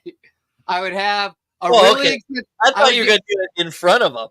No, an Irish goodbye. You just don't say goodbye to anybody. I would fly to an island. I would go Morgan Freeman style. I'd have really expensive earrings and, like for pirates. So I would just die on a beach somewhere. And people could use the money from my expensive earrings to pay for my burial. And I would no one would know. Oh, right. I would just be like, nameless American dude buried here on some random island in the South Pacific. No, first dude's going to walk up, steal your earrings, walk away. Of course he is. And then leave a little that's letter. Absolutely what's going to happen. Yeah. Or what you do, and I've thought about this. I mean, I'm all about the Irish goodbye. I think what you do, though, technically, right? And the way I've already thought about it is that I just go and I literally visit everybody that ever meant anything to me, and we have a good time, and people think maybe I'm visiting. A couple of days later, I go to Vegas. I spend an obscene amount of money on some suite. And I dress up in like a nice Kenneth Cole suit. I drink a very expensive 40-year-old scotch, great cigar, great everything. I hire the highest class hooker known to man, and I just chug a ton of booze and pills and go to sleep. And that's how they find me, with a little letter of who needs to know what happened to me. Well, no, but okay, but that sounds like suicide. Are you terminal? Do you know you're terminal? Yeah, absolutely. Yes. If I know that there is that's it. Like there is no, I don't want the pain and the suffering. So I'm not doing it. Yes. That's how I'm going out. I'm doing it. It's done. That's me. That's me though. That's just me. So I don't know. I'm fighting. In a certain sense, I can see it. I'm going to fight until the doctors say it's not worth fighting anymore. And then I fly to Tibet and some Tibetan shaman says it's not worth it anymore. And then I fly and I see the ghost of Mother Teresa and then she says it's not worth it. Then I'll give up and I'll do it that way. But I'm going to fight first. Damn, dude, you're way better than me. I'm here buying a suit and a nice dinner. I mean, Jesus Christ, you got the whole nine. And Barry's just looking like he's getting ready to cry. Please, guys, don't die. The show's just getting started. We're getting somewhere. We'll be syndicated soon. All right, Barry, I won't go anywhere. Please, just give me till the end of the year, please. None of you said the right answer. Do something here. Okay, so then I'll say the right answer. The right answer is Thelma and Louise. That's how we should do it. Off the cliff. Off Yeah. the cliff. Take that, baby. I don't know, dude. Knowing my luck, something would happen and I'd be in a wheelchair cursing your name, going, "Son of a rude, I survived. You said Thelma and Louise." That'd be my luck. I ain't doing that. Okay, don't worry. You know what? Just to make sure, on the way down, Barry and I will grab you out of the convertible and throw you to the side, just to make sure that you land on some rocks. Okay. All right. Okay. That will As be long our as you last promise gift to me you. that. Okay. All right. I'm okay with it then, Barry. Let's. While they're airlifting me out, I'll be kill him. He can't survive. I promise. Oh, it's such a morbid way to end such an episode. Yeah, well, Okay. thanks. Hey, on that note, have a good weekend, guys. You know what I'm saying? Yeah. Let's make sure Try we all not to do survive. anything. Try to survive it. I know we'll see Joe on Monday, and then he's off to Hawaii. But we've got a great few shows planned for you. We've got Shadwick Wild Monday night, and we're gonna interview some band from Calabasas. They're gonna be fun. We're gonna find out who the hairy dolls are. I forget their name, but we've got a lot of fun. You're the worst producer ever. Sometimes. Yeah, that's. Yeah, well, I wasn't planning on this part of it. I thought we'd all be dead by now. Well, thanks so much for watching and listening to Night Sounds. We'll be back Monday night, 5:00 Pacific, live for you all over the places. Facebook, YouTube, Twitter, and K-Tahoe, and all the other things. Thanks for watching. This is Night Sounds. Bye, Longview. Have a Later. good weekend. Thanks. Eat all your vegetables.